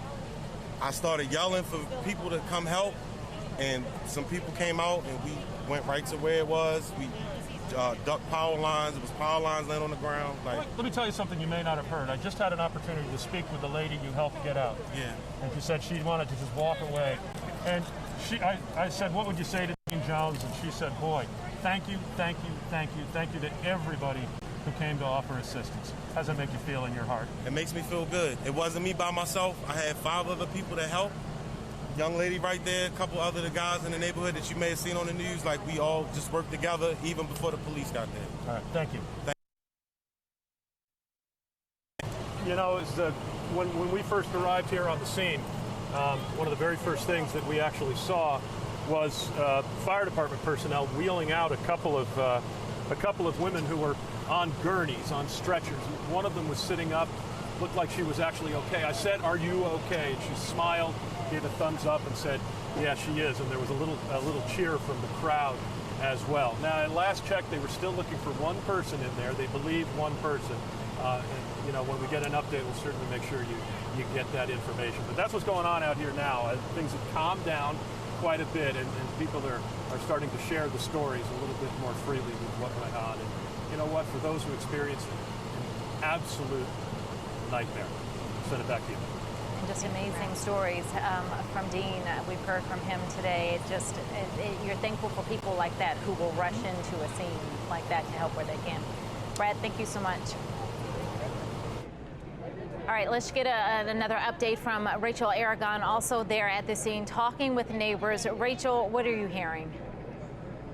So right now, Patrice, we are right on the opposite end of where Elijah is, about a mile or half a mile down south, again, of all these emergency vehicles. So here with us this morning, though, ma'am, I know you just said you were one of those people who heard the loud boom early this morning. The building. It woke me up, so I took the baby and got out. You just got your little one and got out? Yes, my grandbaby. How old is she? She's 7 months. What did you think was happening when you heard and saw people running out? When I first heard it, I thought somebody next door had fell. But then the building started shaking. I said, oh no. So I just grabbed and got out. And then I seen on the news. I said, oh Lord. You're one of about 24 people right here in this area. Are you waiting to get into your home? What are you waiting for right now? Any updates? No, I just came out. Yeah, just want to be on the safe side. Absolutely. And I can tell you guys, though, from being out here for several hours, I've seen more and more BGE crews out here this morning and this afternoon. You can see, though, of course, that long stretch, about a half a mile, I would say, of emergency vehicles here, right, again, on the opposite end of where Elijah is. But still plenty of crews out here. I'm guessing over 200 at this point right now, with the addition of those BGE vehicles you see right now working hard. More of those crew members are coming out. But again, several people out, just glad that some of these people, again, were able to get out and get out safely. And like she said, Rachel, she's outside not because she can't go back into her house. She's outside to be on the safe side because you just don't feel comfortable being back in the house given what you're looking at right across the street from you. So that's going to be hard for those folks, I would think, trying to get back in the house. All right, Rachel. One more thing I will say, though, I've been out here since 10, that there's just so many people who've been out here as well, probably before me, hours in the heat and the sun, sitting out here, elderly and kids as well. So just one more thing to note, it's hot out here, but they've been out longer than we have, again, for at least now going on 4+ hours. But yes, thankfully they're safe. All right, out here. 7-month-old. Rachel, thank you. We've got crews all over the scene. We want to go back with Joy LaPola. She's got a vantage point from just behind the buildings where this happened. Joy, what's going on there? Can you see where the firefighters are digging? Remember earlier when we checked in with you, it's where they had the camera. Since we last checked in with you, there has been a lot of focus on that area and more people digging and digging and digging in that spot. I don't know if they saw something. All I can tell you is that there is a lot of attention right now in that area where you're seeing firefighters and rescuers picking up pieces of plywood and window frames, you name it, shattered glass, trying to get deeper under this debris. And one of the firefighters over there, before when I was looking at him, I could see his whole body. I can barely see the top of his head now, just to give you an idea of how far they've been able to dig down into this debris. Joy, are you hearing anything about them specifically looking for someone? I mean, we've heard several times throughout the day that there were kids in the homes, that there were kids in the basement. We don't know the ages, the genders of any of the folks that have been taken to the hospital, other than the ones that we saw go out on the stretcher, they said, and the one man, and then we saw a woman. Do we think, or do we know that they're looking for kids that may have been there? What do we know? Based off what I was told by one of the people, and again, this is the thing, is that you hear these stories from individuals who were first on the scene, whether, there actually is, someone stuck in the basement. If there are two kids, it's so hard to say, because you know as well as I do, with these situations where you have something this tragic and this widespread, different stories. Yes. The story is going to change. This is going to evolve. We're going to learn more and more as the day goes on. But what I was told is that there were two kids in the basement trapped. I was told that by a woman who was helping to rescue another female who was trapped under debris initially after this explosion happened. And when you look at this type of a search, Joy, they're definitely going in for something, someone, questionable. And as you mentioned, there's no update on the fact that they're searching for someone right now. But we heard in the news conference that they're not sure what they're looking for at this point, that you've got 3 row homes that are reduced to rubble, and you're just trying to see what else might be under there. You definitely get the sense that they are still in rescue mode.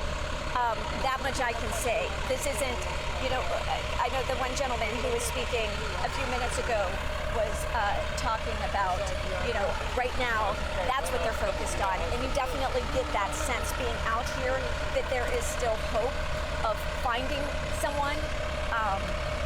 They're still, removing as much debris as they possibly can. But when you look at this scene, you can only imagine how much has to be moved just to get a good look at, imagine what a basement could potentially be covered in at this point under all this debris. And the thought that there may be kids there still trapped that's just heartbreaking.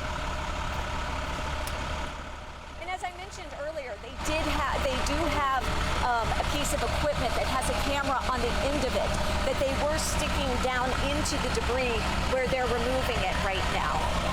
So I don't know if they saw something, but I can tell you that they did have that camera in that area, and since then we've seen a lot of people move over to that area and just start picking up debris and tossing it. Certainly reason to believe that there was something or someone under there to be acting this way. Joy, we're going to stay with your live shot and be checking back in with you as this progresses. Thank you. Sure. All right, we've got some images coming in here this morning, and these are just showing how widespread this is. This is a neighbor's yard. You can see debris. They're behind the crime tape here, and this is actually not too far from where Joy is, because you can see that utility pole there. So, so many residents, just imagine walking out your back door and seeing that.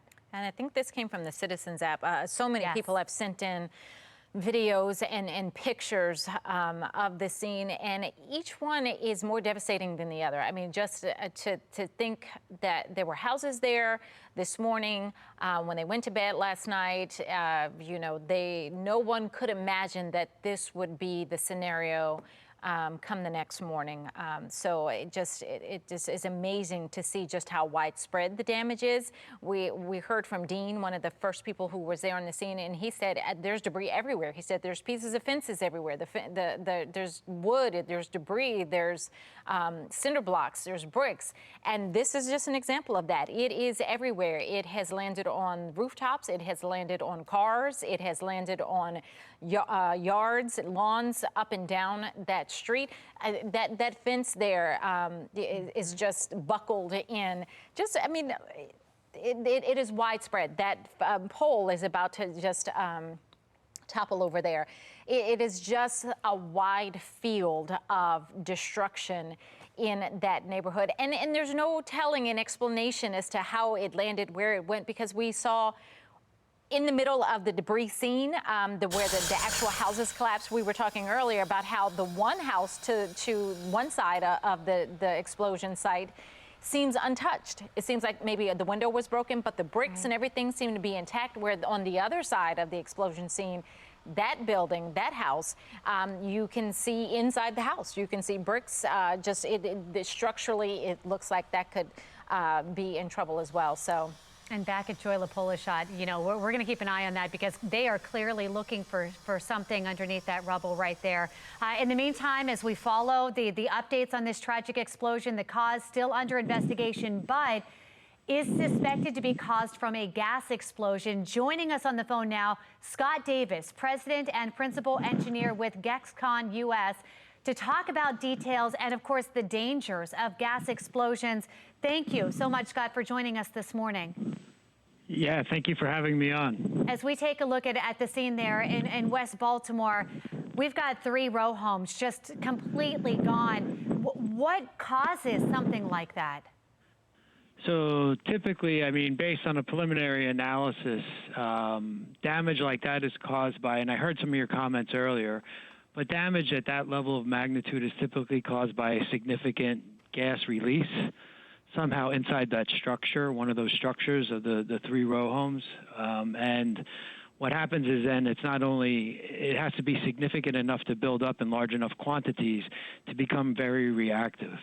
And then if a mixture like that ignites, And depending on where it ignites, it explains what you saw. You get significant pressure buildup, and then you can get a major, massive explosion, which causes projectiles to go in all directions.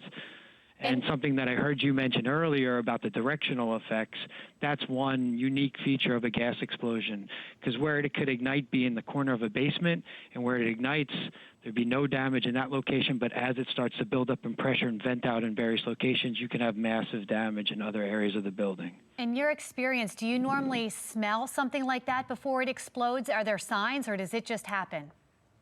No, so typically all by code requirements, both federal, state, all gases are required to have what's called an odorant put into it, so something that smells, kind of like a skunk or sulfur. The sulfur compounds are called mercaptans, and that's typically added so you can actually smell it 1/5, so like basically in quantities before it even becomes flammable.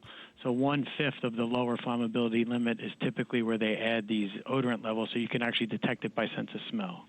So what would cause that kind of buildup that would then lead to this explosion? Is that a malfunction in something? Is that something that someone in the home could have caused? What would be behind that?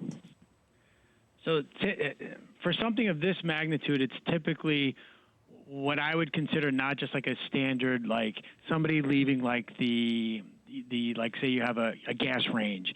You just don't leave one of the stovetop burners on. That's not enough gas to cause what we're talking about. So typically it's more like a more substantive significance. So like an open gas line, somebody re-energizing a line that had been turned off, Maybe if there was a break in a construction line, going on. something like that. More of I would call it a catastrophic type event, catastrophic type failure for something like this to occur.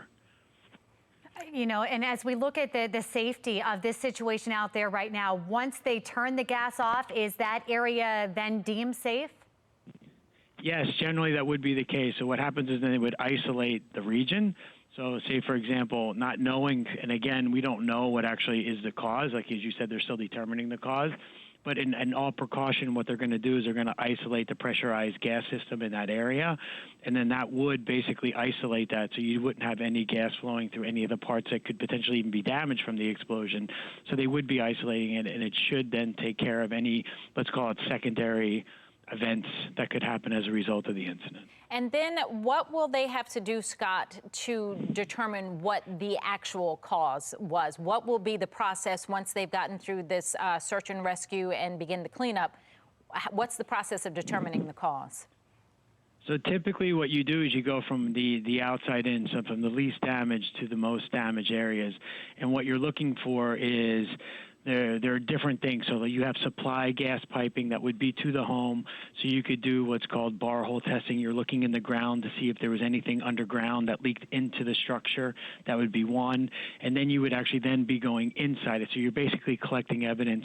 You're collecting data points. So you're basically going in and you're basically trying to figure out, was a gas valve left open?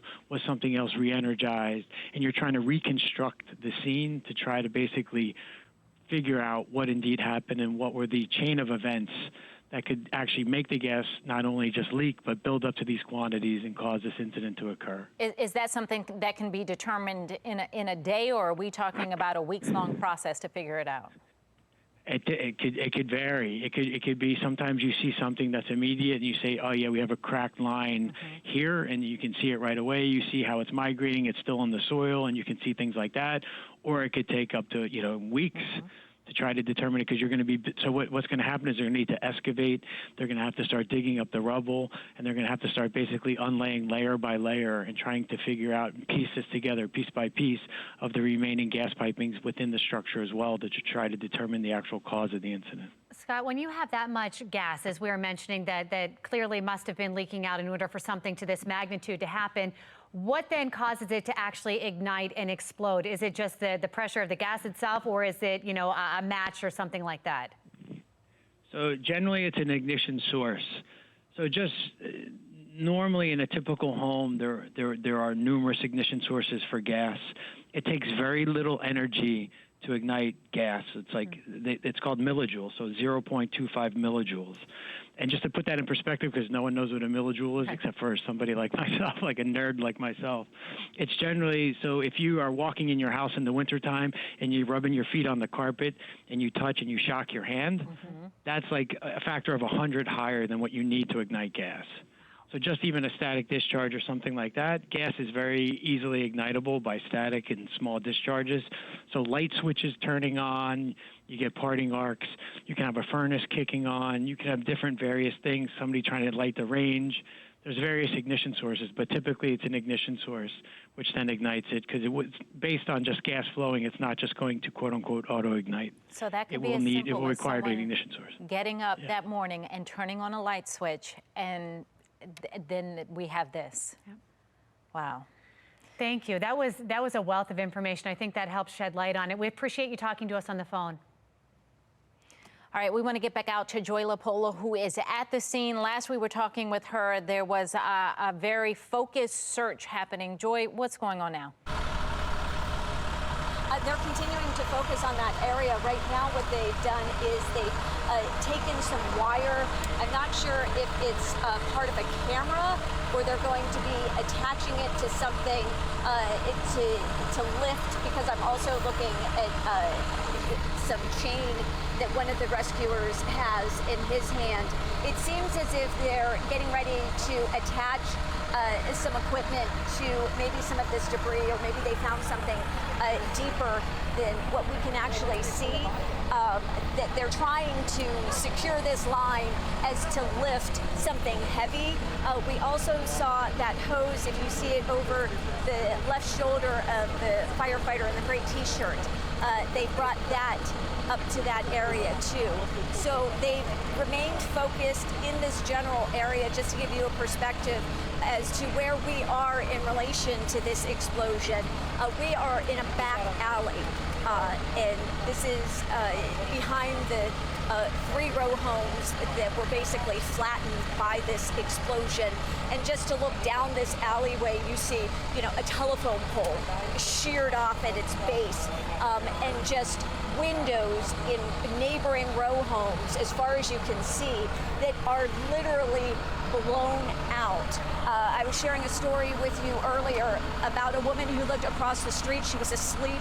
She said that her windows blew in, her door flew open, the ceiling above her cracked in half as a result of this explosion. Another person told me that when she first got to the scene, this was before rescuers were even here, that you could still hear the gas coming from a valve just hissing. As soon as firefighters got here, naturally, they told everyone to get back. We've got a lot of crews out here from BGE, but you can see, again, all attention at this point is focused on that area where probably about 45 minutes ago, we saw a gentleman walk by with a camera that he looked in under that debris, and ever since then, they've been digging and digging and digging. One of the crews right there, the gentleman with the red hat, is that a harness that he has? It's hard to make out what he's holding right there. Looks like she was saying, maybe they're ready to lift something heavy. Right. See, the equipment that they're attaching, it almost looks as, and they did, they actually attached, they have another end of this attached to a wheel of a vehicle that's actually parked here. But I don't know if you can see just real quickly. See that yellow down by the wheel of that red maroon car? Yes. There's actually a yellow, I don't know if you can see that, yep, but they've actually taken that, hooked it onto the wheel, and now that is being pulled across, again, to the area where they've been removing debris for the past, I'd say, 45 minutes. And there's no other word than terrifying when you realize what they could be going in for. Absolutely, and I know we've pointed this out before, but honestly, when you're standing here and you're looking up and you see people's personal belongings, their clothing, literally hanging from a tree, it's just, your heart breaks for the families who had to endure this. And God forbid if there are individuals still trapped, you know, obviously our thoughts and prayers go out to those families as well as these rescuers do everything they can to try to make sure that this scene is secure. Exactly what I was thinking too, because now you've got, you know, these crews going into possible harm's way, and it looks like they're getting ready to lower that in. All right, so we'll check back in on this scene and see what they are able to uncover, how far they are able to get into that dig. We want to go back out now to Elijah Westbrook and see what new information he has. Elijah? Hey, good morning, Patrice. Well, we're just down the street from where Joy LaPola is. You can see we're still in the same area. We have Antoinetta here, who actually lives just down the street from where all of this took place. Antoinetta, walk us through what you saw this morning and what you heard ultimately. I was sitting in my house, and the first thing I heard was boom. And first I thought it was like an accident or something. I never in my life imagined to run down this alley and see houses flattened the way that they were. We got down there, myself and Dean, and he had no shoes on. That man is a hero all day long. He got there, and we were just pulling debris and telling people yell out so we could hear anybody in there. And it was the house that didn't completely go down. We could see them through the windows, and we were telling them to get out. And we were just throwing debris. Other neighbors was there with us. They jumped in, and they were throwing debris. And when they finally realized that I was a female, they was like, "You get out of here. You go tell them, get the other people out the house." So I ran around front and was telling people, "Hey, get out your homes. We smell gas," because we could hear the but we couldn't smell anything, but we knew that's what it was. We was like, look, we didn't care about our safety. All we wanted to do was get those people out the houses. And it was like something off a movie that you see, and I just don't never want to see it again and experience it. But if it was to happen, I would do the same thing all over again. How are you feeling now? Because I know that has to have been a very traumatic situation to put yourself in, but also just to see that they're still down the street from you. You live right here. I just told you off camera, I took 3 anxiety pills, so my anxiety is off the chain right about now, but I can only pray and have compassion for the family and their family members and the people across the street, my neighbors whose house windows blew out. I'm just glad that there weren't any more tragedies from that. And I'm just grateful for all the neighbors who got in there, and those guys, they are heroes, whether they want to say it or not. You guys are heroes. So if you're watching this, the neighbors that was in there digging with me and Dean, you guys are heroes. You're super. Keep on doing what you're doing. I just can't tell anybody no more than put these cameras down when tragedies like this happen. Stop filming and recording and get your hands dirty and be a human for once and give yourself, because people are in need. And, you know, even with this pandemic, help people. And I was going to say, this has been a rough year for a lot of people. And to deal with something like this in the middle of a pandemic, obviously you see people out here wearing masks and other facial coverings. Just talk about, you know, just how rough this has to be at a time when we're dealing with a pandemic. It's extra rough because you got people. I just gave one of my neighbors a mask out of my house. I can't wear them, people, and it's serious, so I don't even really leave my house. I can't even work because of my anxiety, and I have PTSD. So you're going to have a lot of people that's going to end up with that. And this whole thing, we really, like I say, if we don't do nothing more than come together as a city, stop the violence, love on each other, help one another. Let's just do what we're supposed to do, because as y'all imagine, that could have been you or your family members in this situation. I'm grateful that my mayor and my city council came out here. They acted on it immediately, and that's what the city should be doing. Because y'all ain't know I was going to run for mayor. I'd help the city out a lot. But, you know, at this time, it's harder, and this has made it harder because you got people out here who don't have masks on, and we don't know, and it's really tough, and you just kind of have to use your judgment at a time like this. And I saw you earlier, not just down there helping people, but just across the street, your neighbors here, alerting them about, you know, what the city is here and that they could get some assistance as well, or covering up their windows or anything like that. Talk about what you were doing just across the street. Yeah, I went over. I wanted to make sure that my neighbors knew that the city had an insurance guy out here. One of my other neighbors came, and it was somebody that was rescued out of their house. She didn't have any shoes on, so she asked me that I have any socks or shoes. Of course, I'm a couponer. I got everything in my house. Get everything for free or at a discount. Sent my daughter in the house. I said, what size shoes she wear? I might got some shoes in there. She said, well, I don't think she wants shoes. So we got her some socks so she could have something on her feet. I've been passing out bottled waters when we needed my neighbors.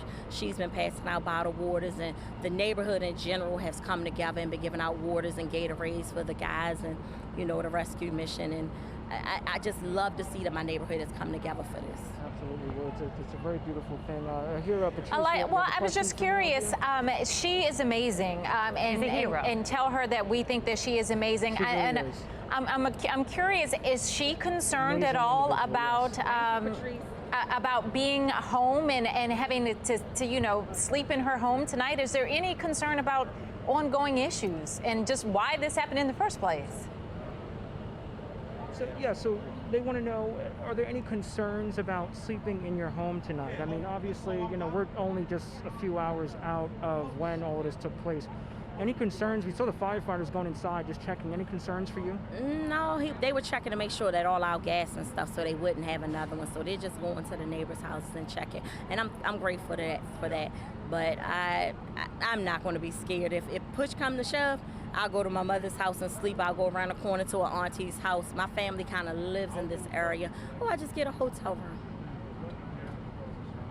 Antoinetta, thank you so much for joining us. And you be safe as well. I know you live right down the street. So absolutely try and stay safe out here. Thank you. Yeah. All right, that's the neighbor you want. A lot to take in. Absolutely is. A lot to take in. And she was one of the first people to run down there with Dean. Remember we interviewed Dean earlier this morning? Right at 9:30, they ran there and tried to help people out of that rubble. Just a very overwhelming, traumatic thing to experience, especially amid a pandemic when all of us are really dealing with a tough time. Absolutely. So step in when you need it. You're thankful for those kind of people. All right. We want to go now to BGE spokesperson Tasha Jamerson. She's with BGE. She's on the phone with us. Good morning. Thank you so much. Well, not even morning now. Good afternoon. Thank you for being with us. We appreciate it. Tell me what you guys are doing there on the scene. What is your focus? Yeah, Patrice and Megan, safety is our first priority. Now, the cause of this explosion is not known and it will be investigated, but right now, safety is our first priority. We are on the scene. We are working closely with the fire department to make the situation safe. Right now, we are working to turn off the gas to buildings in the immediate area, and once that gas is off, that's when we can safely assess the situation, including inspections of BGE's equipment. Is it safe for people to be in and near that area right now?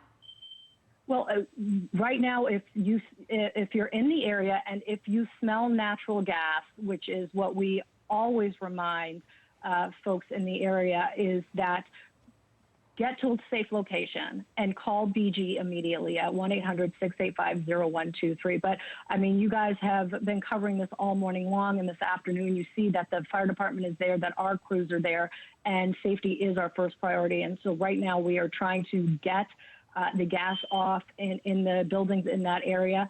And then once we get that the gas off, we will safely assess the situation. And how do you assess? What are you going in and looking for once that area has been deemed safe for you all to get in and it's now time to begin the investigation?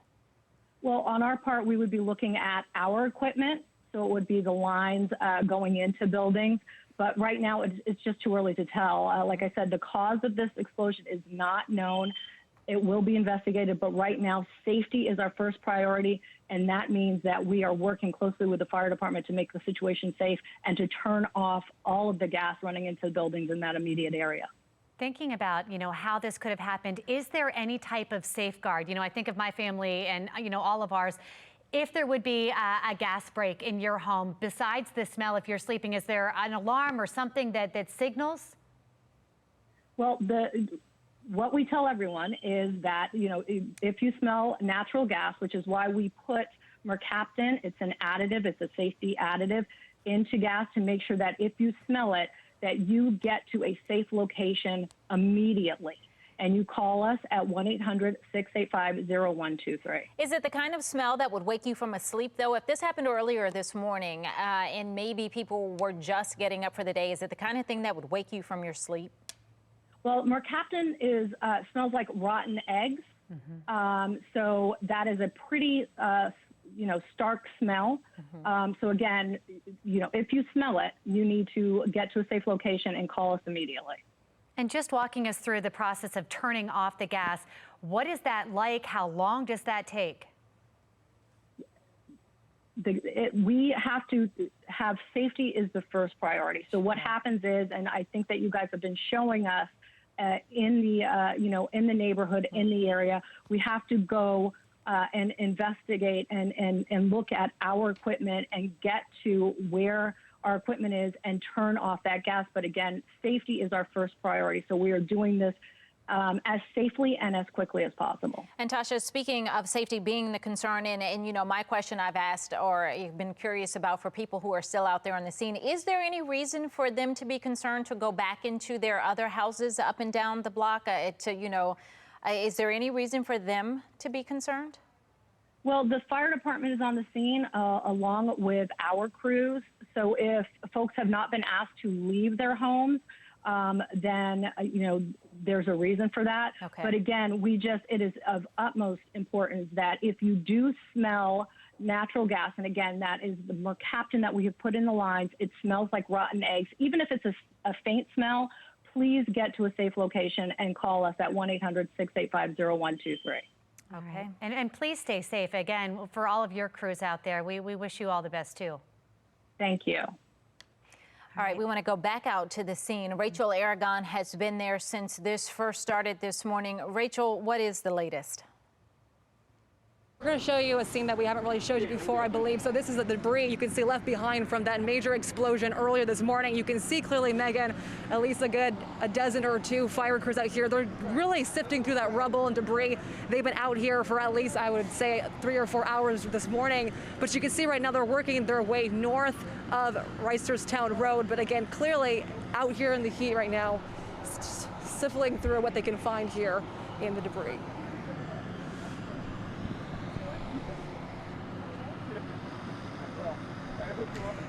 You can also see, obviously, a hazmat crew is here as well, and plenty of BGE crews as well. So we know that they've been out here for a long time. But while most of the scene has died, this is probably the most active part of the scene, other than BGE crews out here this afternoon. Many of the people, though, are being taken care of. They're giving out water, they're giving out food, and they're also asking these officials for information from these residents about where they live, what they saw, what belongings they're missing. So we're hearing a lot of that right now, trying to have these residents report to the officials if anyone's still missing, if any of their belongings are still missing. But you can see right now, there's even a drone up above this debris area right here. But clearly, again, you can see at least 24 or so officials and fire crew members sifting through the debris of where this explosion happened. All right, Rachel. So, I mean, that's mind-boggling to think, and to hear the conversations about people wondering, well, where's my this or where's my that or what has. I mean, everything about this situation has to be surreal for the people who are living it, who are experiencing it, and because this is going to be ongoing. There's no immediate end in sight. There's no immediate answers to some of those questions that they're asking.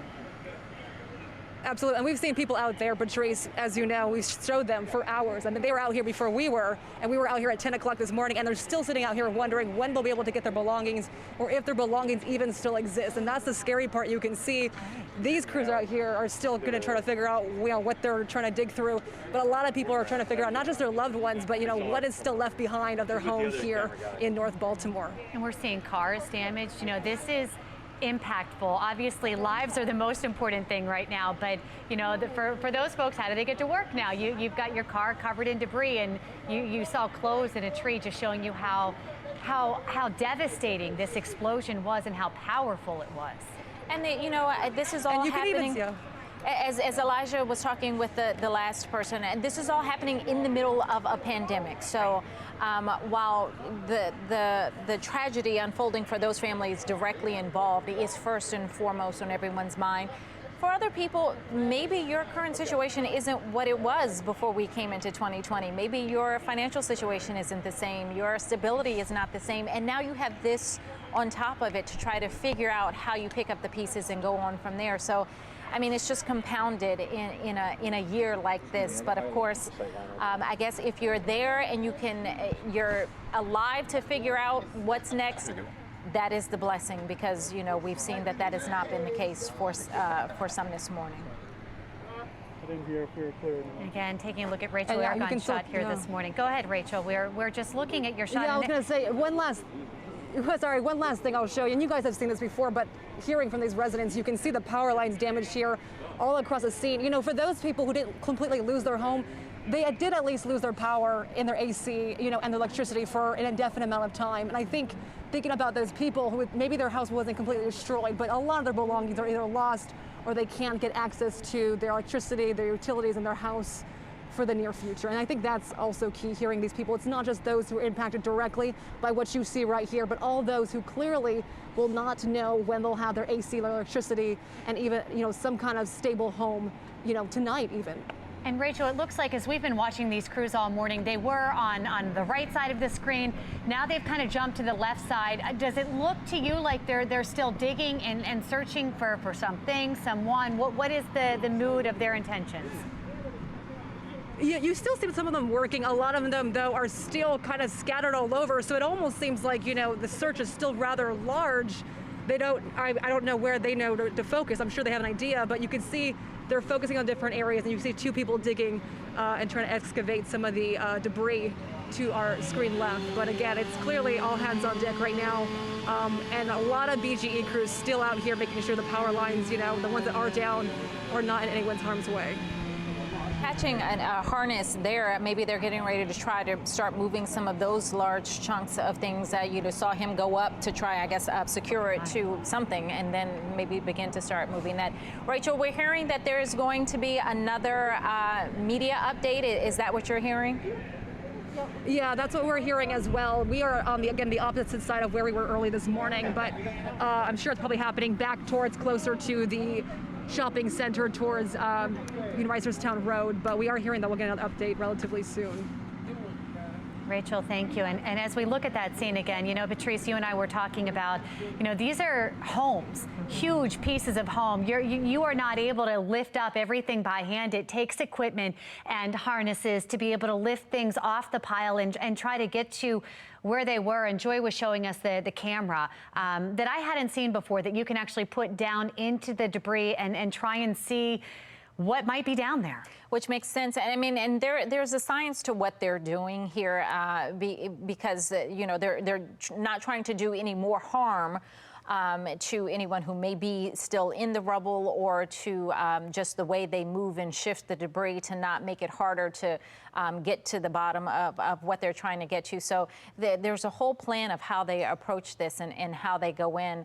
But at times, as we've been watching them, it definitely has seemed more frantic, more urgent at different times. We've seen them really go at it, and you think, well, maybe we're getting close to something, and it looks like they're putting, maybe this is this that's the pulley that attaches to the harness, so that they can then pull off a heavier piece of debris there. But at times you've seen different moods, even with those who have been digging through the debris, and you think maybe they're getting close to something. But I guess every piece you move gets you closer to an answer. You either know that there is someone in that area, or that there's not. So it is just a painstaking, laborious process that they have been at 4 hours.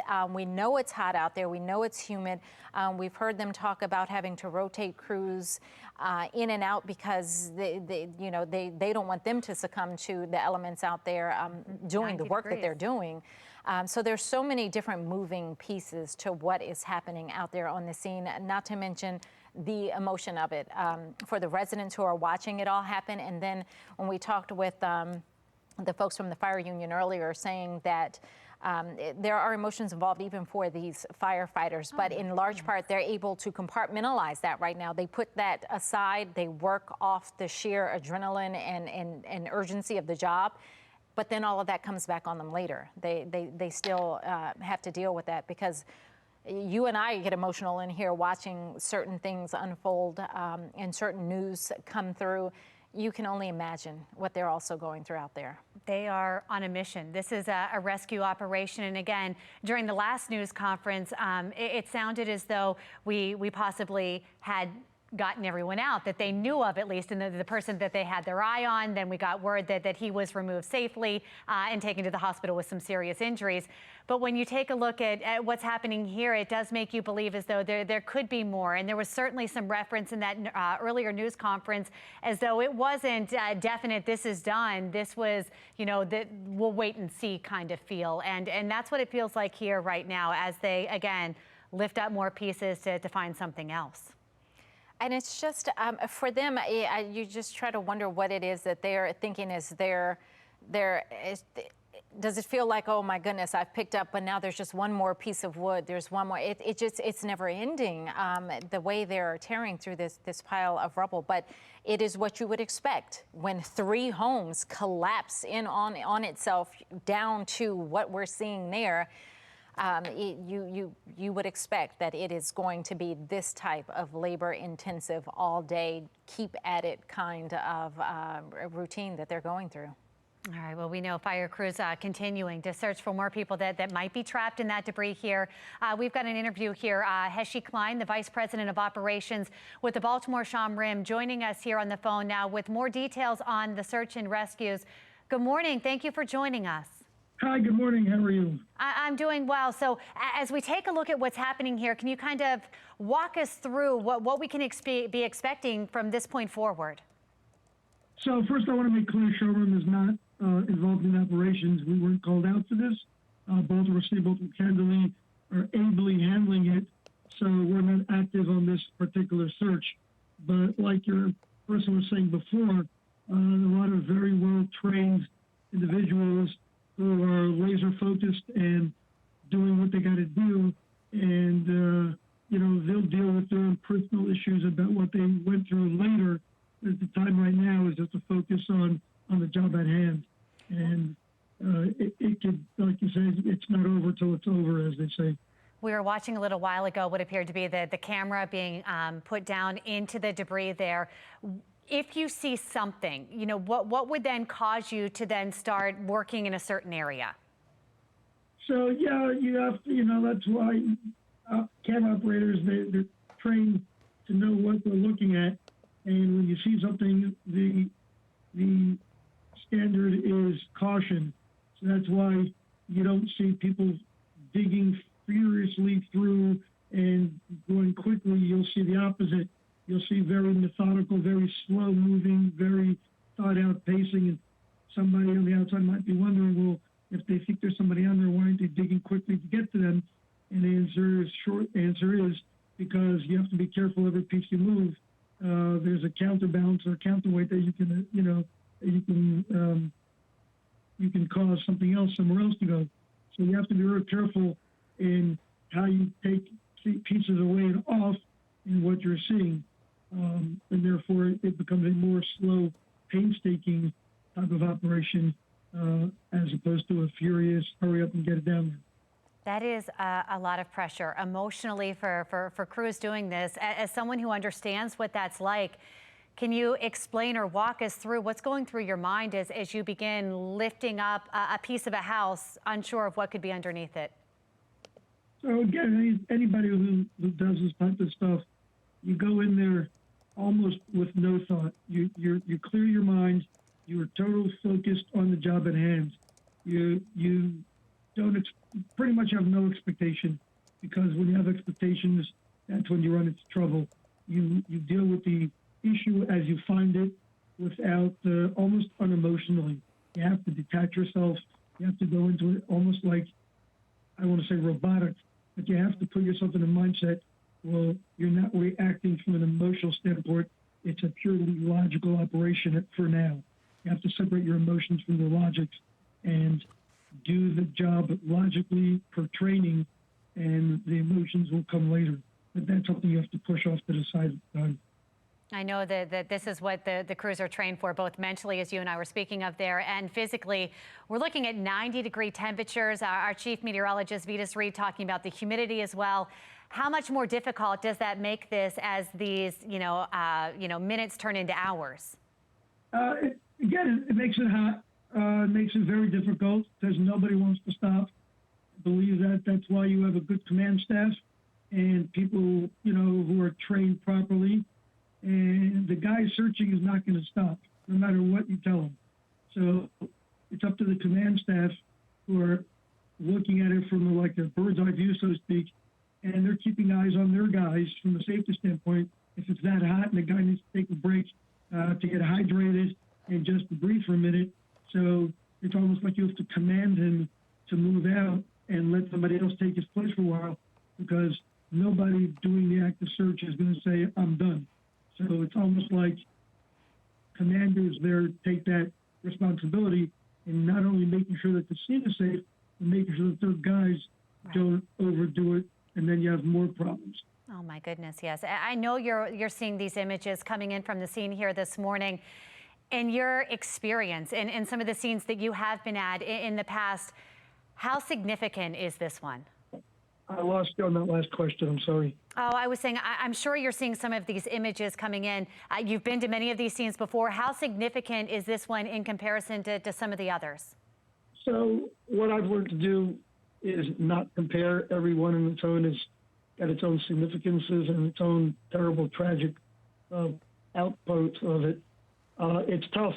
It's really tough. I've seen body recoveries. I've seen missing persons. A lot of times it ends up happily. Sometimes it doesn't. The tragedy is almost uncomparable to one to another, because when you're dealing with human lives and you're dealing with people who are family members and the first responders who are going to deal with this emotionally for a while afterwards, it's almost each case is individual, and it's almost not comparable to the next case, because each one brings their own set of situations which make it very different. I think that's respectfully said. We thank you for shedding light on this and weighing in on the situation. Thank you. You're very welcome. All right, we want to go back now to the last update that we got from fire and police as to what they knew at that time. So let's listen into that update as we await a next update we're hoping to get sometime in the very near future. But let's listen to what we already know. It was just before 10 o'clock this morning when the fire department responded to Labyrinth and Reisterstown Road for a report of some sort of explosion. Once firefighters was on the scene, it was pretty obvious that some sort of explosion did in fact occur, involving a total of 3 homes. At this time, there were 5 people that were involved in that, 3 of which were transported in serious condition to the hospital. We have 1 adult woman who was pronounced deceased on the scene, and we are actively recovering 2 additional people. In fact, 1 person was rescued and being transported just moments ago. Right now, it's unclear on what caused the explosion. We are continuing to search for any additional occupants that may or possibly could have been in the homes. And again, the cause remains under investigation. So you're still actively looking possibly for 1 individual in the debris? We have our eyes on 1 additional person that we're trying to pull out right now. Can you tell us if they are a child? At this time, it's unclear on the age or gender. We don't have that information right now. It's still a pretty active scene. Is that person responding to people that just came I'm sorry? out? Is that person responding to? We don't have that information right now, but we have our eyes on that person. 2 people just came out on stretchers. I asked one lady, "You okay?" She gave a thumbs up, and another just came out. Can you tell me where they were, what was involved in that rescue? It was 3 homes involved, so we're not sure where they were in either of their homes or what floor they were on. But what we do know is that they were beneath all of the rubble. Can you describe the rescue and the feeling among the people? One at a time. What's the question? Can you describe the rescue and the feeling among the rescuers? It's a labor-intensive rescue. Again, it was a major gas explosion. So you have homes that were, pretty much crumbled. A ton of debris on the ground. So we're pulling and trying to comb through to see if we can find any additional occupants. Let me just say this has been a joint effort And first of all, we want to thank our Baltimore County members who have stepped in and working with us. So this is a joint operation that we're doing right now, and we're working diligently. As Claire said, this is a very labor-intense situation. So we are on top of it and trying to see if there are any other victims that are involved at this point in time.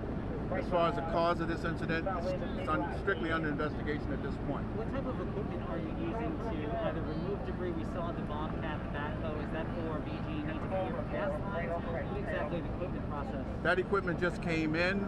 Right now, we're not using that. Our firefighters have been basically using their hands and tools, searching for people at this point in time. Our search and rescue units are on the scene. Our collapse units are on the scene. We're shoring up things. We're getting all the support from all other agencies at this time. So this is a very joint operation, as I said, and we are working diligently to try to make sure that we're recovering every victim that may be involved in this situation. Utilities to the immediate area, have they been shut off?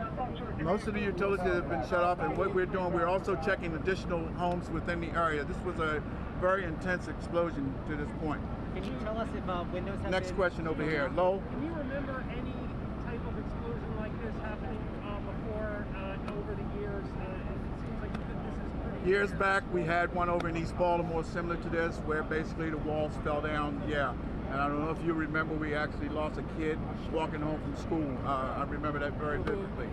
But right now, this is a horrendous type situation that we're dealing with at this point. We heard windows were blown out from nearby homes. Is that true? Adjacent homes as well. Clark, can you say whether any children were hurt? We don't know at this time. And do you know which houses specifically were involved? We don't have the actual addresses of all of them at this point, but it's a total of 3 homes. The 4200 block of Ladder Road. Correct.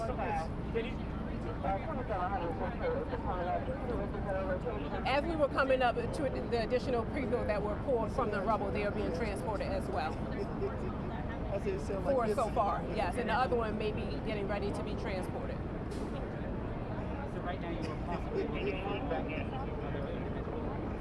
We have to confirm the number. We are unclear at this time. Take one more question. You're from the mayor? Have you had a chance to look around and see, or what did you see over there? Yeah, I had a chance to look around, but all I want to say is I just want to offer my prayers to all of the people who lived in these houses and the surrounding community. I just want to offer my prayers that everyone turns out safe. I know they still have a rescue with a couple more people, but all I want to do is offer my prayers. Mr. President.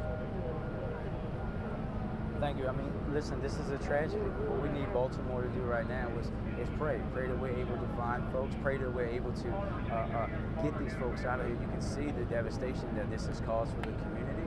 You can imagine the pain and frustration that folks are feeling. We have to be thankful to our first responders, fire, EMS, emergency management, thankful to the Baltimore County for their assistance. But right now, this is just something that we all have to be hopeful as they continue to work their way able to get more people out of it.